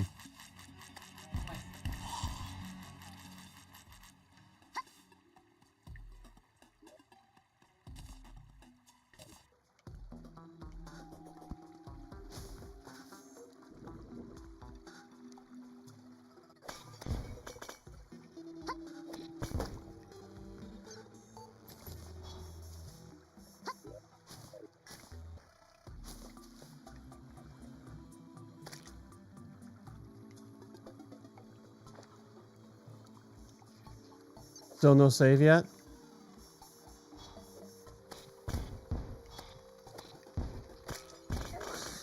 Sorry, what? Oh, I was talking to Broheim.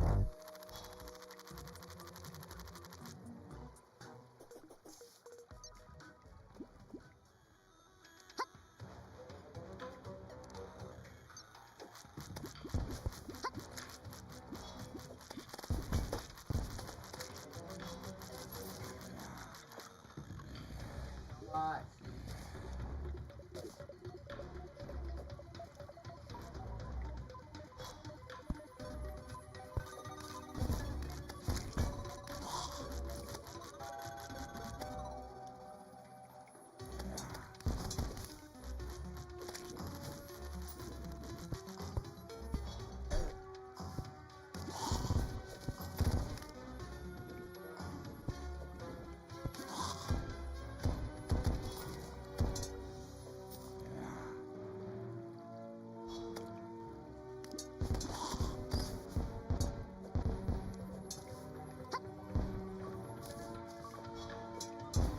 Yeah.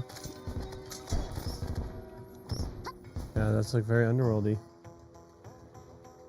Oh. Can you tell me there wasn't a save at the beginning of that area?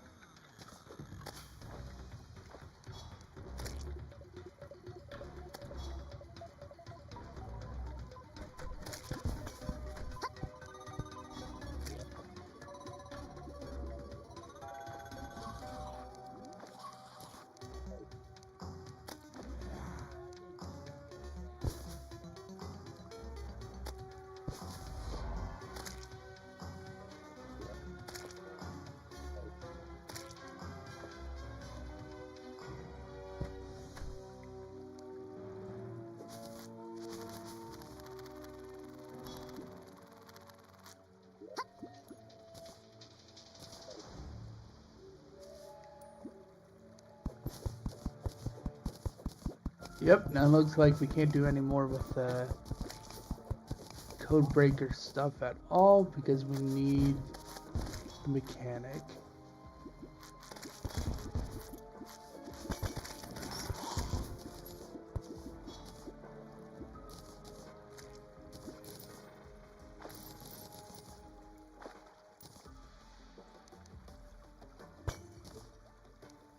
Yo, what?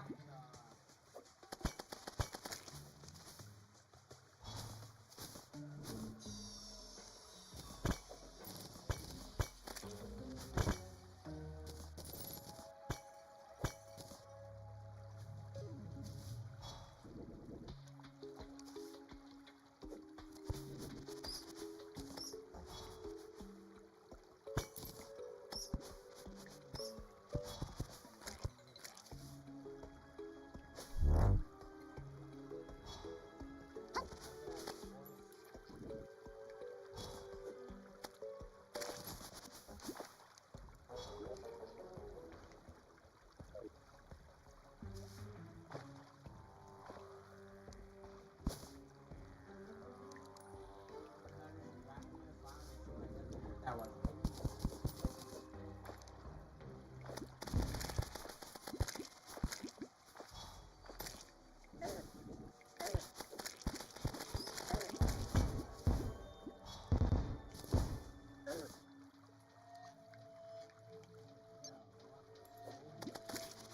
Why is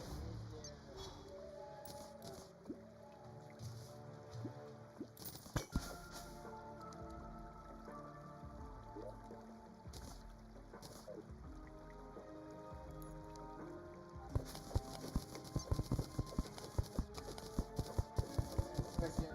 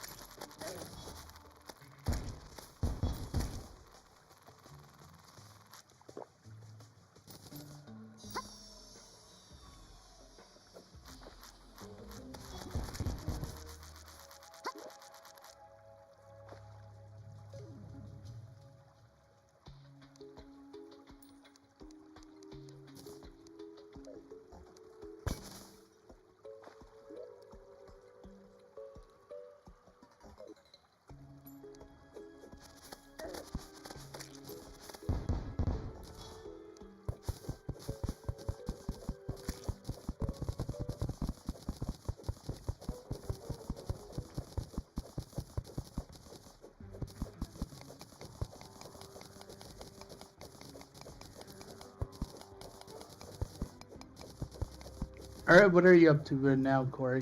I'm looking for the jungle lab. Probably been wiser just to use it up top and just mine straight down, but I'm going through Dangerland.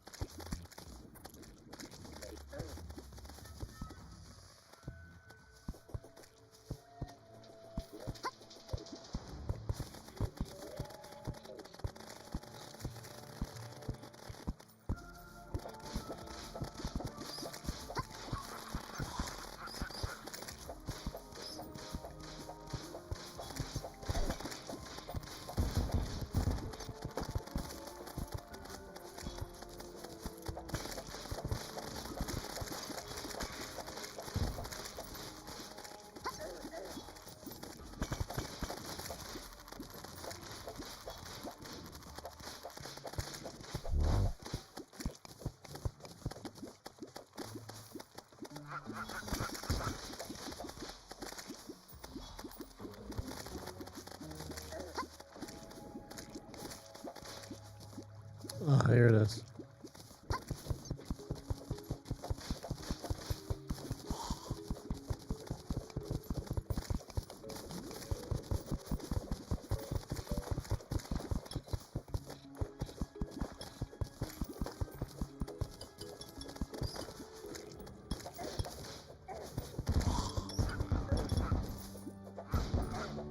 Oh my gosh, I thought I broke it.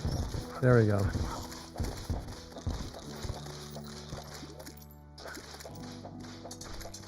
Okay, I need to sell a bunch of stuff.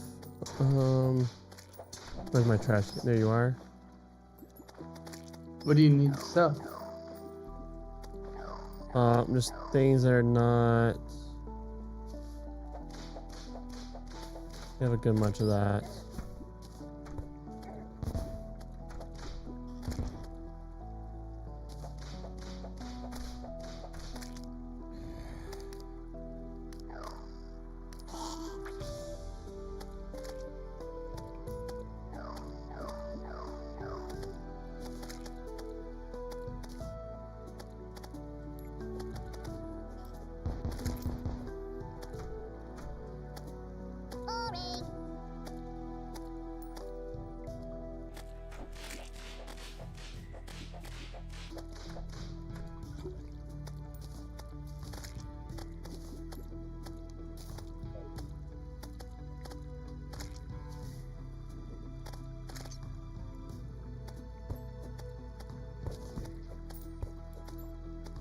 Oh.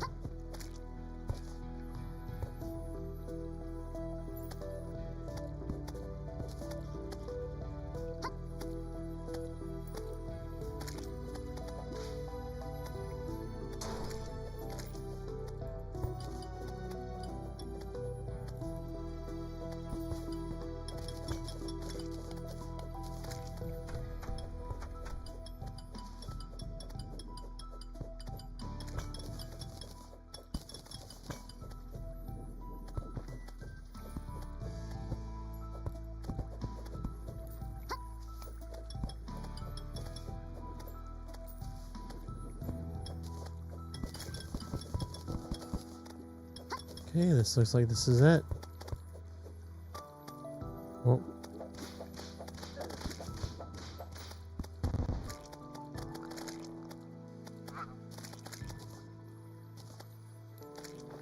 Did you get the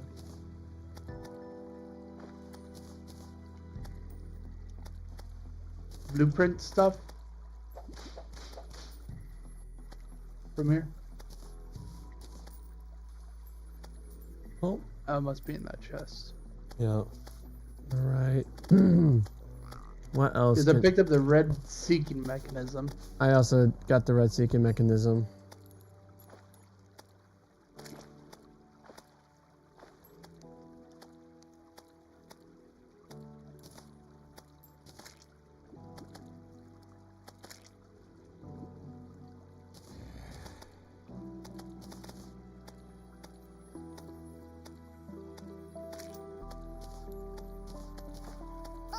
There we go.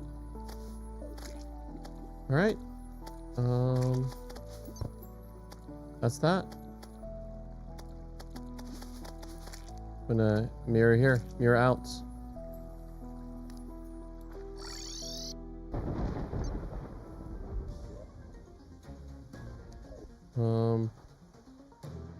On some sort, something's going on here. Something's going on? Music-wise, I feel like something's happening.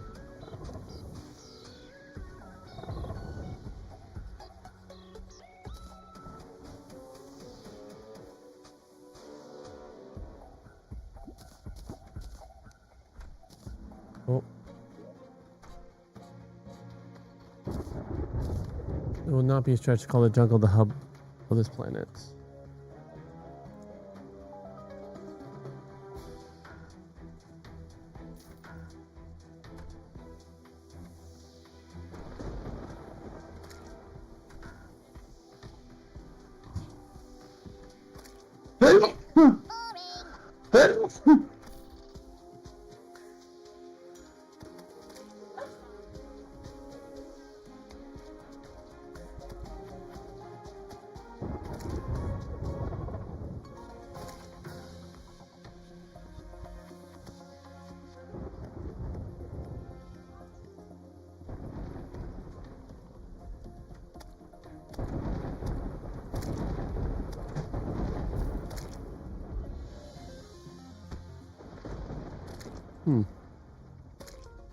That was a fascinating little read.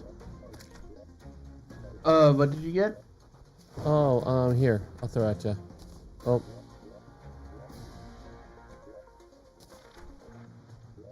There you go. Should be your inventory. I see. Click to view its contents. I guess I have to do it out of the inventory then. Yeah, okay. I see.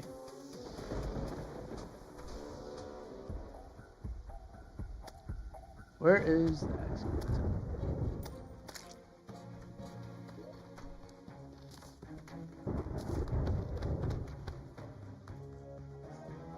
Yes, Riku?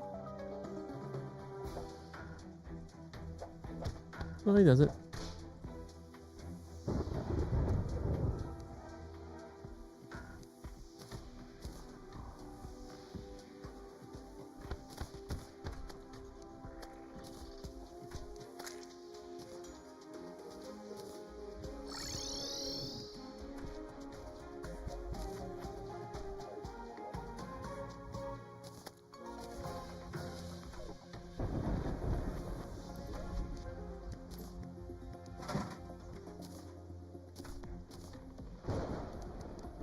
Oh, David's been busy.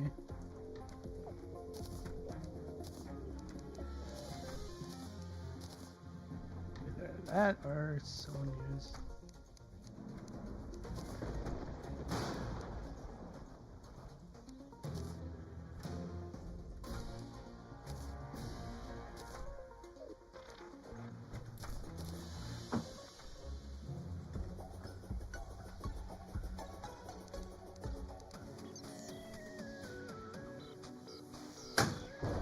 Ow. What happened? Exploded. Huh.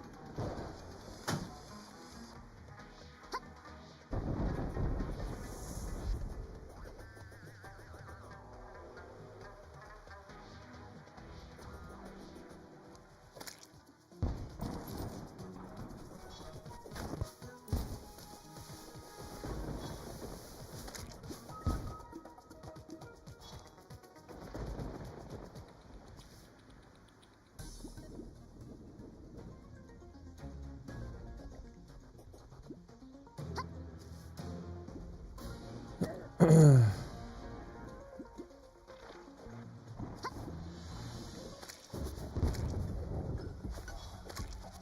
it's like, I don't know.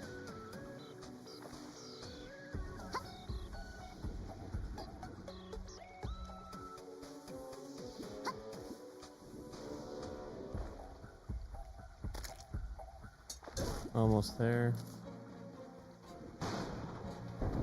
So you think? Huh.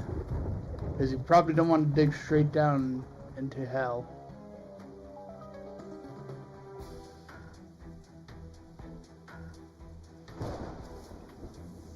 Yeah, one more charge left.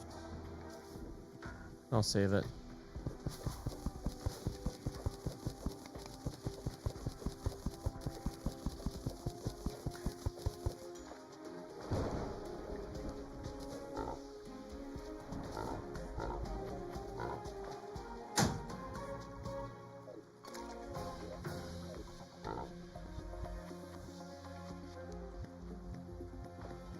Oh, that one I didn't even see.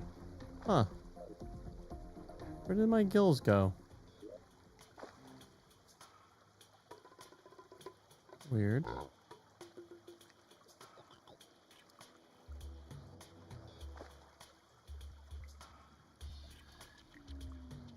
Huh. Okay.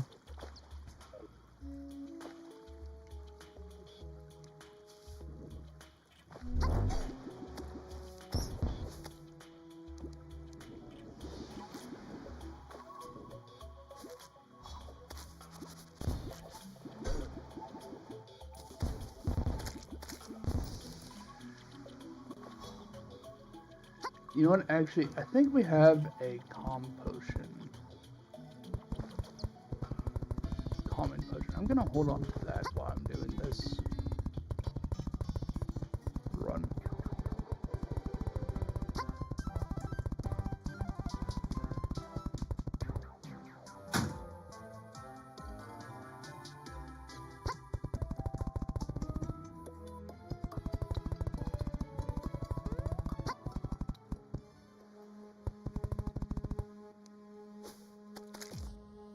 What?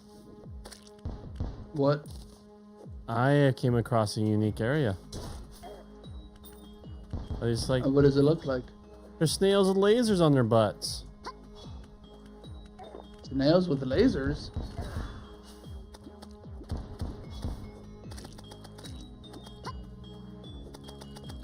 You heard me.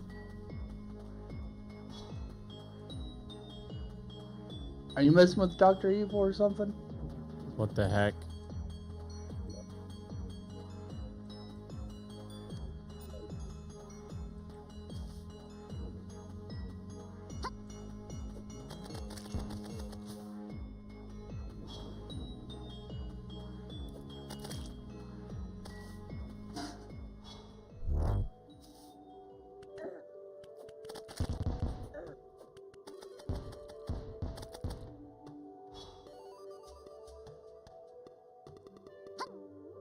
David might have actually already been to it since he's built a big bridge over in hell.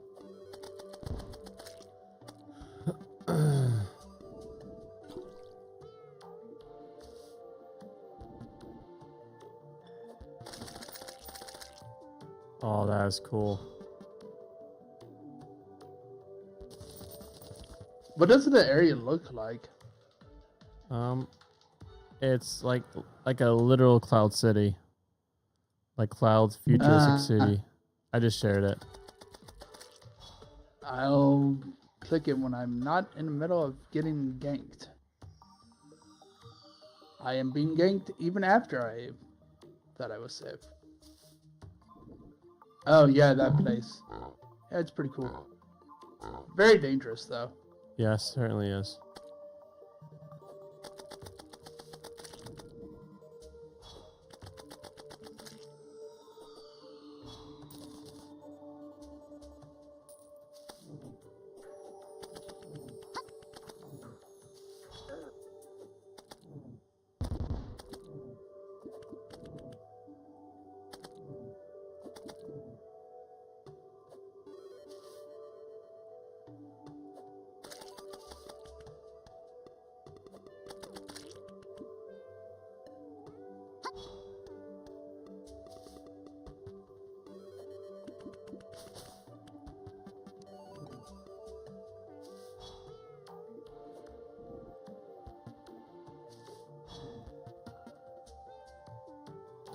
Actually, if I'm gonna check into.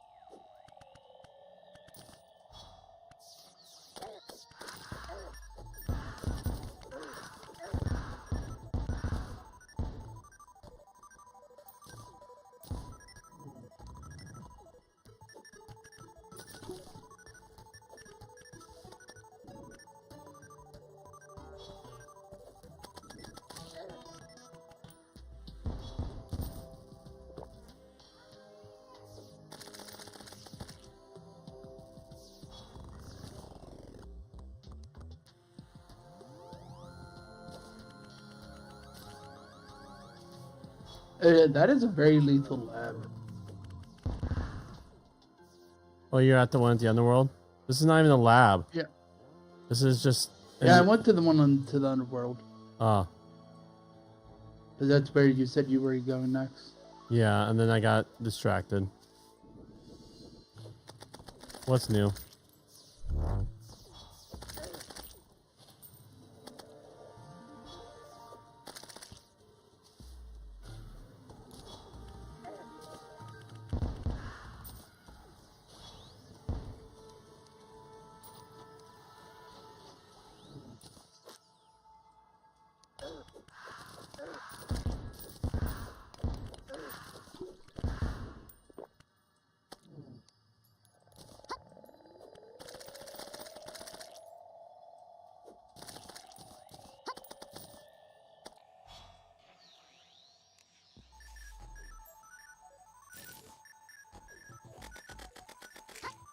Keep dropping these bullets. I wonder how good they are. They're called K-Light bullets. They're probably better than base musket balls at the very least.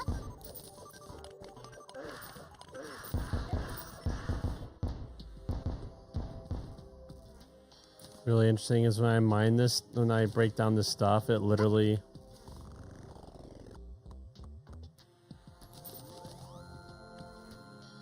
Huh. Oh, that's what I can do. Yes.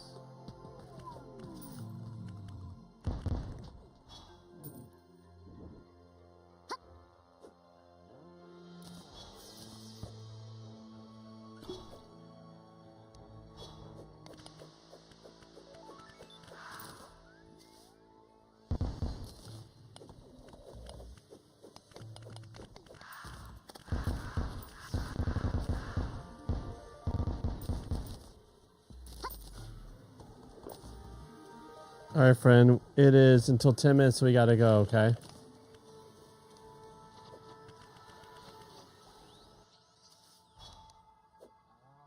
About this dialogue.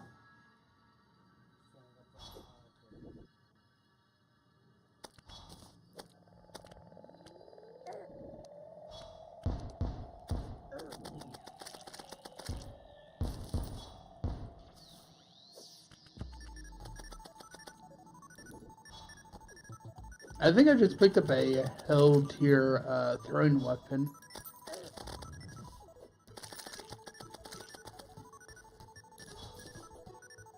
If you want the Ashen Stalactite. Oh, I have that.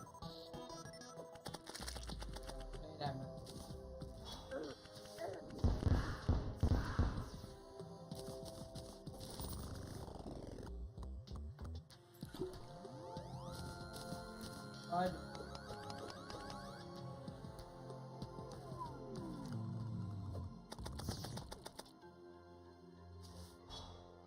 You're not joking. This place is so dangerous. Whoa. 14 damage? Oh, nah.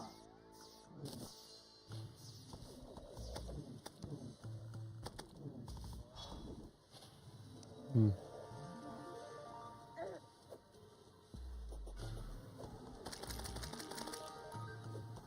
Oh, that laser just blap blap. Dead.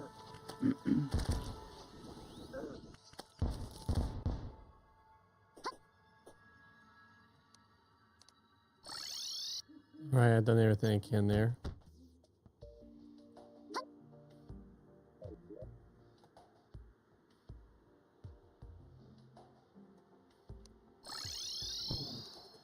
I also came back because I thought I had Gil's potions in my... I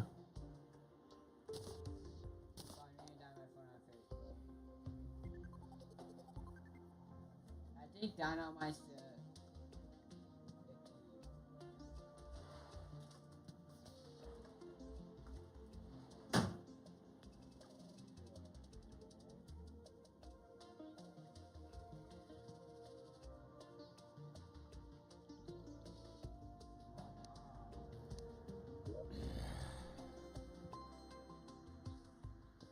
Wait, can I still win this?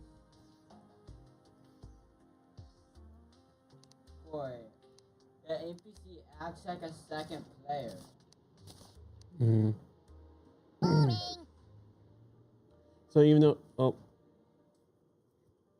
Okay, that's a safe spot.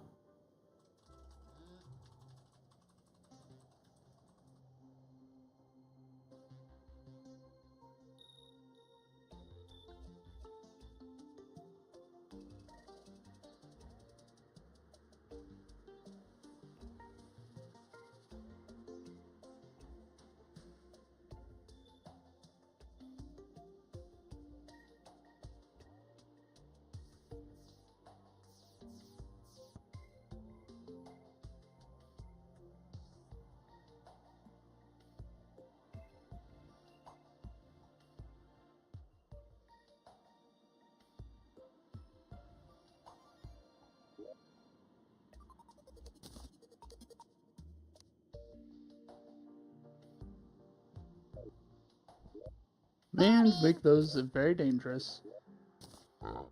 Because if the minions don't kill them fast enough, I just die.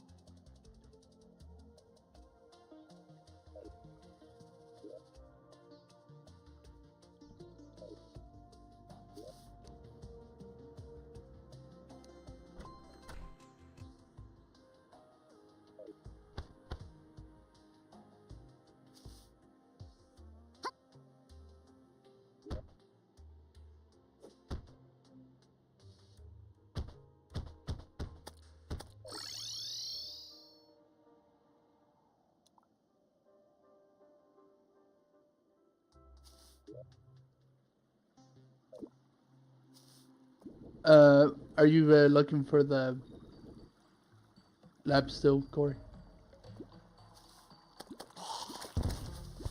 Corey? I mean myself. Yeah, I was just gonna go straight down. I went. You can go straight down at base and then just run straight right. Oh, and it'll be there. Yeah, it's David already made a bridge pretty much 90% of the way towards it. Okay.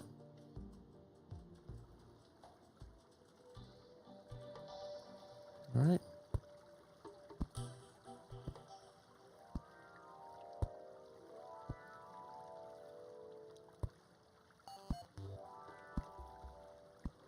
All right. Any moment, Broham and I are going to be watching a Bio Project video, and then we'll be bouncing. Okay. But yeah, thanks for hopping on and touring it up with me. Yeah. But yeah, I'm totally fine. Like, after, we feel like we've done everything before, like, the next, sequence bosses, like, I'm fine just chilling until the rest of their crew's on. But the rest of the crew, as in David, 'cause Ethan wasn't... I don't know if Ethan's feeling the best about this game.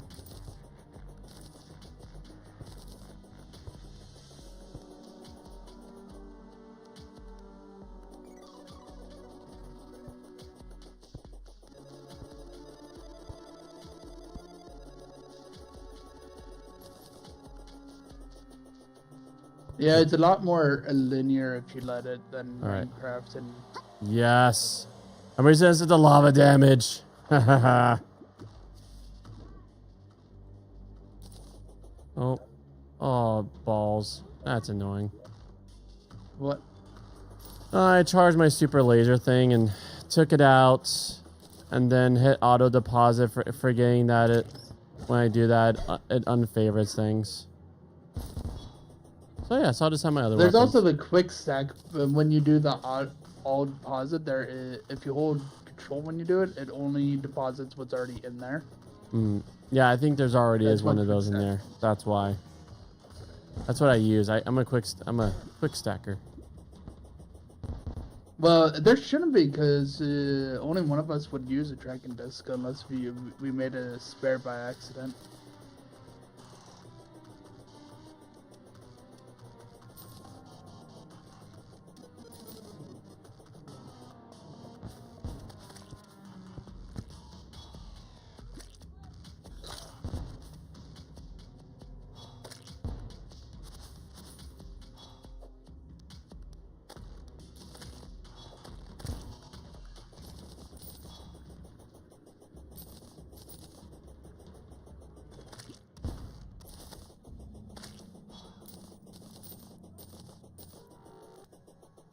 Oh, all right.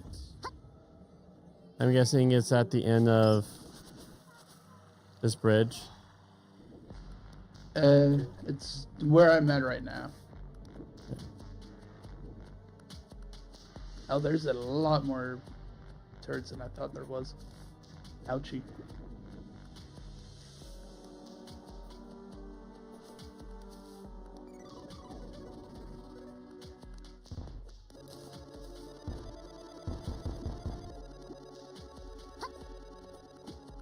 Oh yeah, this place is filled with a lot of meanies.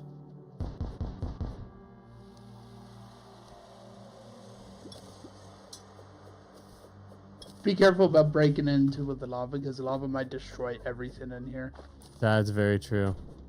I almost did that. Thanks for saying something.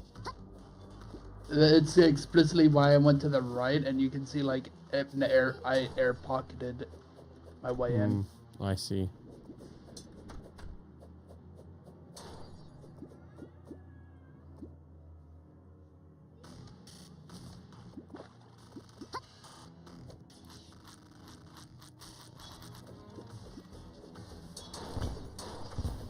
One of your minions seems a little buggy.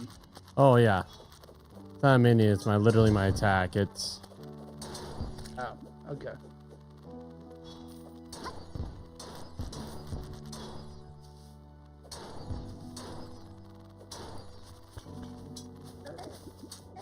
Yeah. Oh, we just have to do a bio project. You ready? What?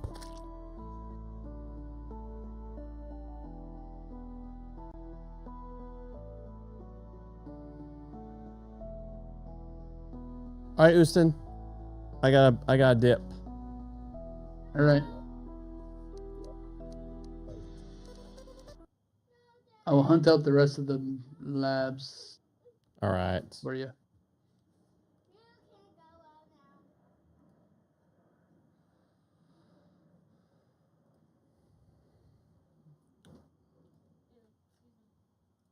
All right.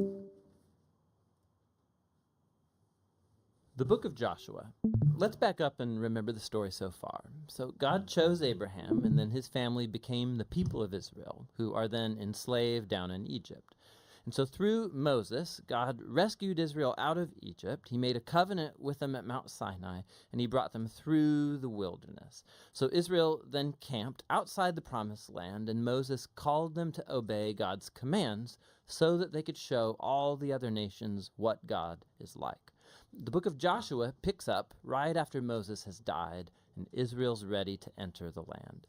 So the story of Joshua is designed with four main movements. Joshua first leads Israel into the promised land, and then once they're there, they meet all this hostility from the Canaanites, and so they engage them in battle.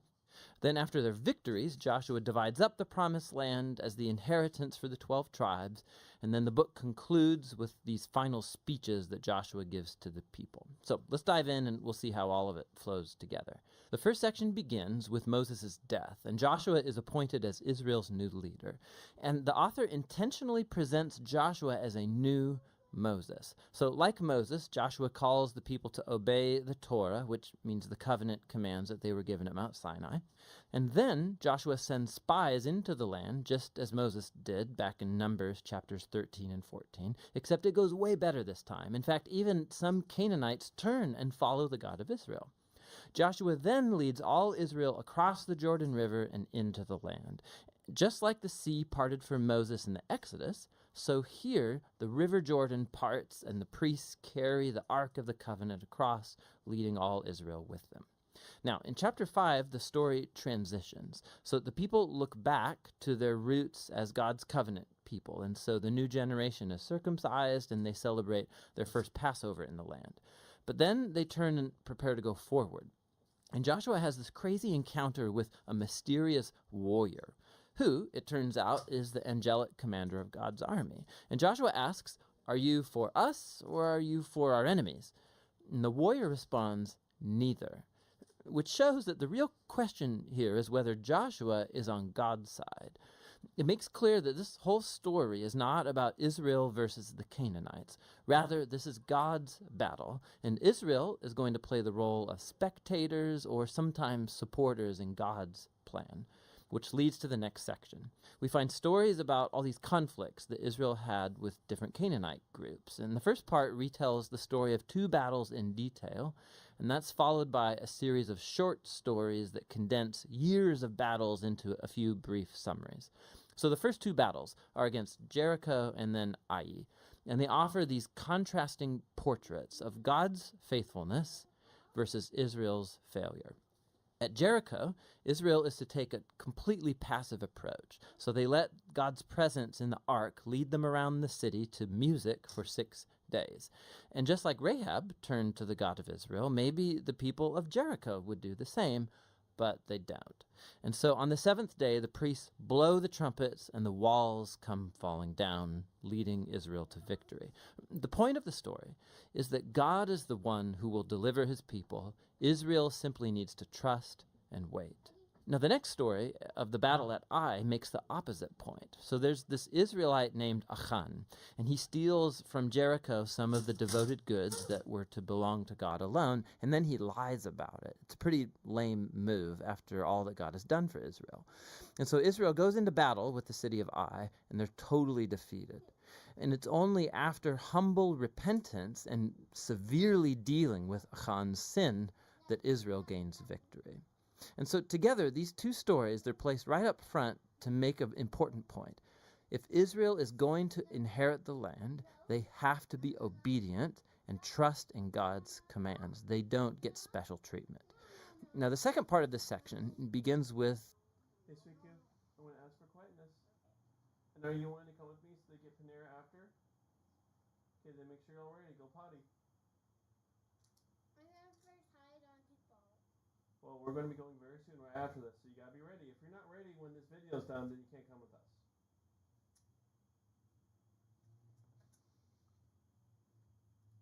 the Gibeonites, a Canaanite people group, and they do just what Rahab did as they turn to follow the God of Israel and they make peace with Israel. This is in contrast to all of these other Canaanite kings who start to form alliances and coalitions, and they want to destroy Israel. So Israel engages them in battle, and they win by a landslide. And so this whole section concludes with this summary list of all of these victories won by Moses and then by Joshua. Now, let's stop for a second, because odds are that these stories and the violence in them, they're going to bother you. And if you're a follower of Jesus, you're bound to wonder, like, didn't Jesus say to love your enemies? Why is God declaring war here? So first, why the Canaanites? The main reasons are actually given earlier in the biblical story. It's that the culture of the Canaanites had become extremely morally corrupt, especially when it comes to sex. Go check out Leviticus chapter 18. And they also widely practiced child sacrifice. Go see Deuteronomy chapter 12.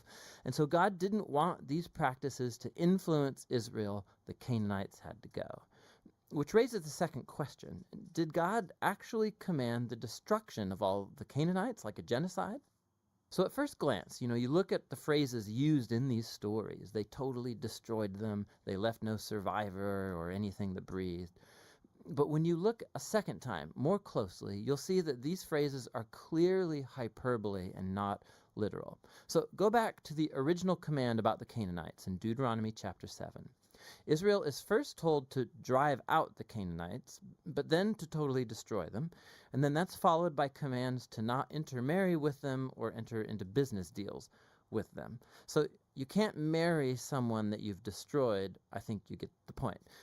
The same idea applies to the stories in Joshua. Look closely. So for example, we're told in Joshua chapter 10 that Israel left no survivors in the cities of Hebron or Debir.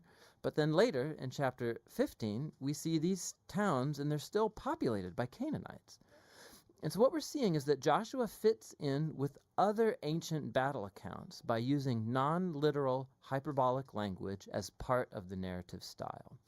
And so the word genocide doesn't actually fit what we see here, especially in light of the stories about the Canaanites who did turn to the God of Israel, like Rahab or the Gibeonites. God was open to those who would turn to him. The last thing to think about is that these stories mark a unique moment in Israel's history. These battles were limited to the handful of people groups living in the land of Canaan. With all other nations, Israel was commanded by God to pursue peace. Go read Deuteronomy chapter 20.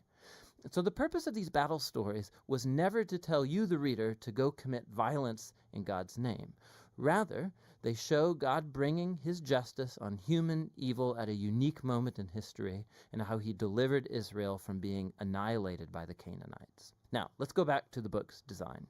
After years of battles, we see an aging Joshua, and he starts dividing up the land for the 12 tribes of Israel. And most of this section is like lists of boundary lines. And let's be honest, it's kind of boring. It's like reading a map that has no pictures. But for the Israelites, these lists were super important. This was the fulfillment of God's ancient promises to Abraham, that his descendants would inherit the promised land. And so now it was all coming to pass right down to the detail, which leads to the final section. Joshua gives two speeches to the people. They're very similar to the final speeches of Moses in Deuteronomy. Joshua reminds them of God's generosity, how he brought them into the land and rescued them from the Canaanites. And so he calls them to turn away from the Canaanite gods and be faithful to the covenant they made.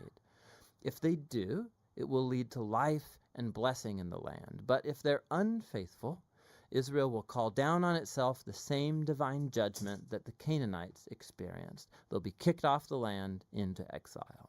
And so Joshua leaves Israel with a choice. What is Israel going to do? That's the big question that looms as the story ends, and that's the book of Joshua. Jump. All right, any themes you saw? No? I think the really good distinct to remember that this is not like nothing special from the Israelites why they were chosen to have the land. They're nothing like they're not better. More every time and time again they're just as injustice as the nations around. And they actually were held to the standard of why Yahweh judged the nations. And hence why they were repudiated from the land. Because of moral corruption and child sacrifice. And we serve a good good God who doesn't show favoritism. Amen.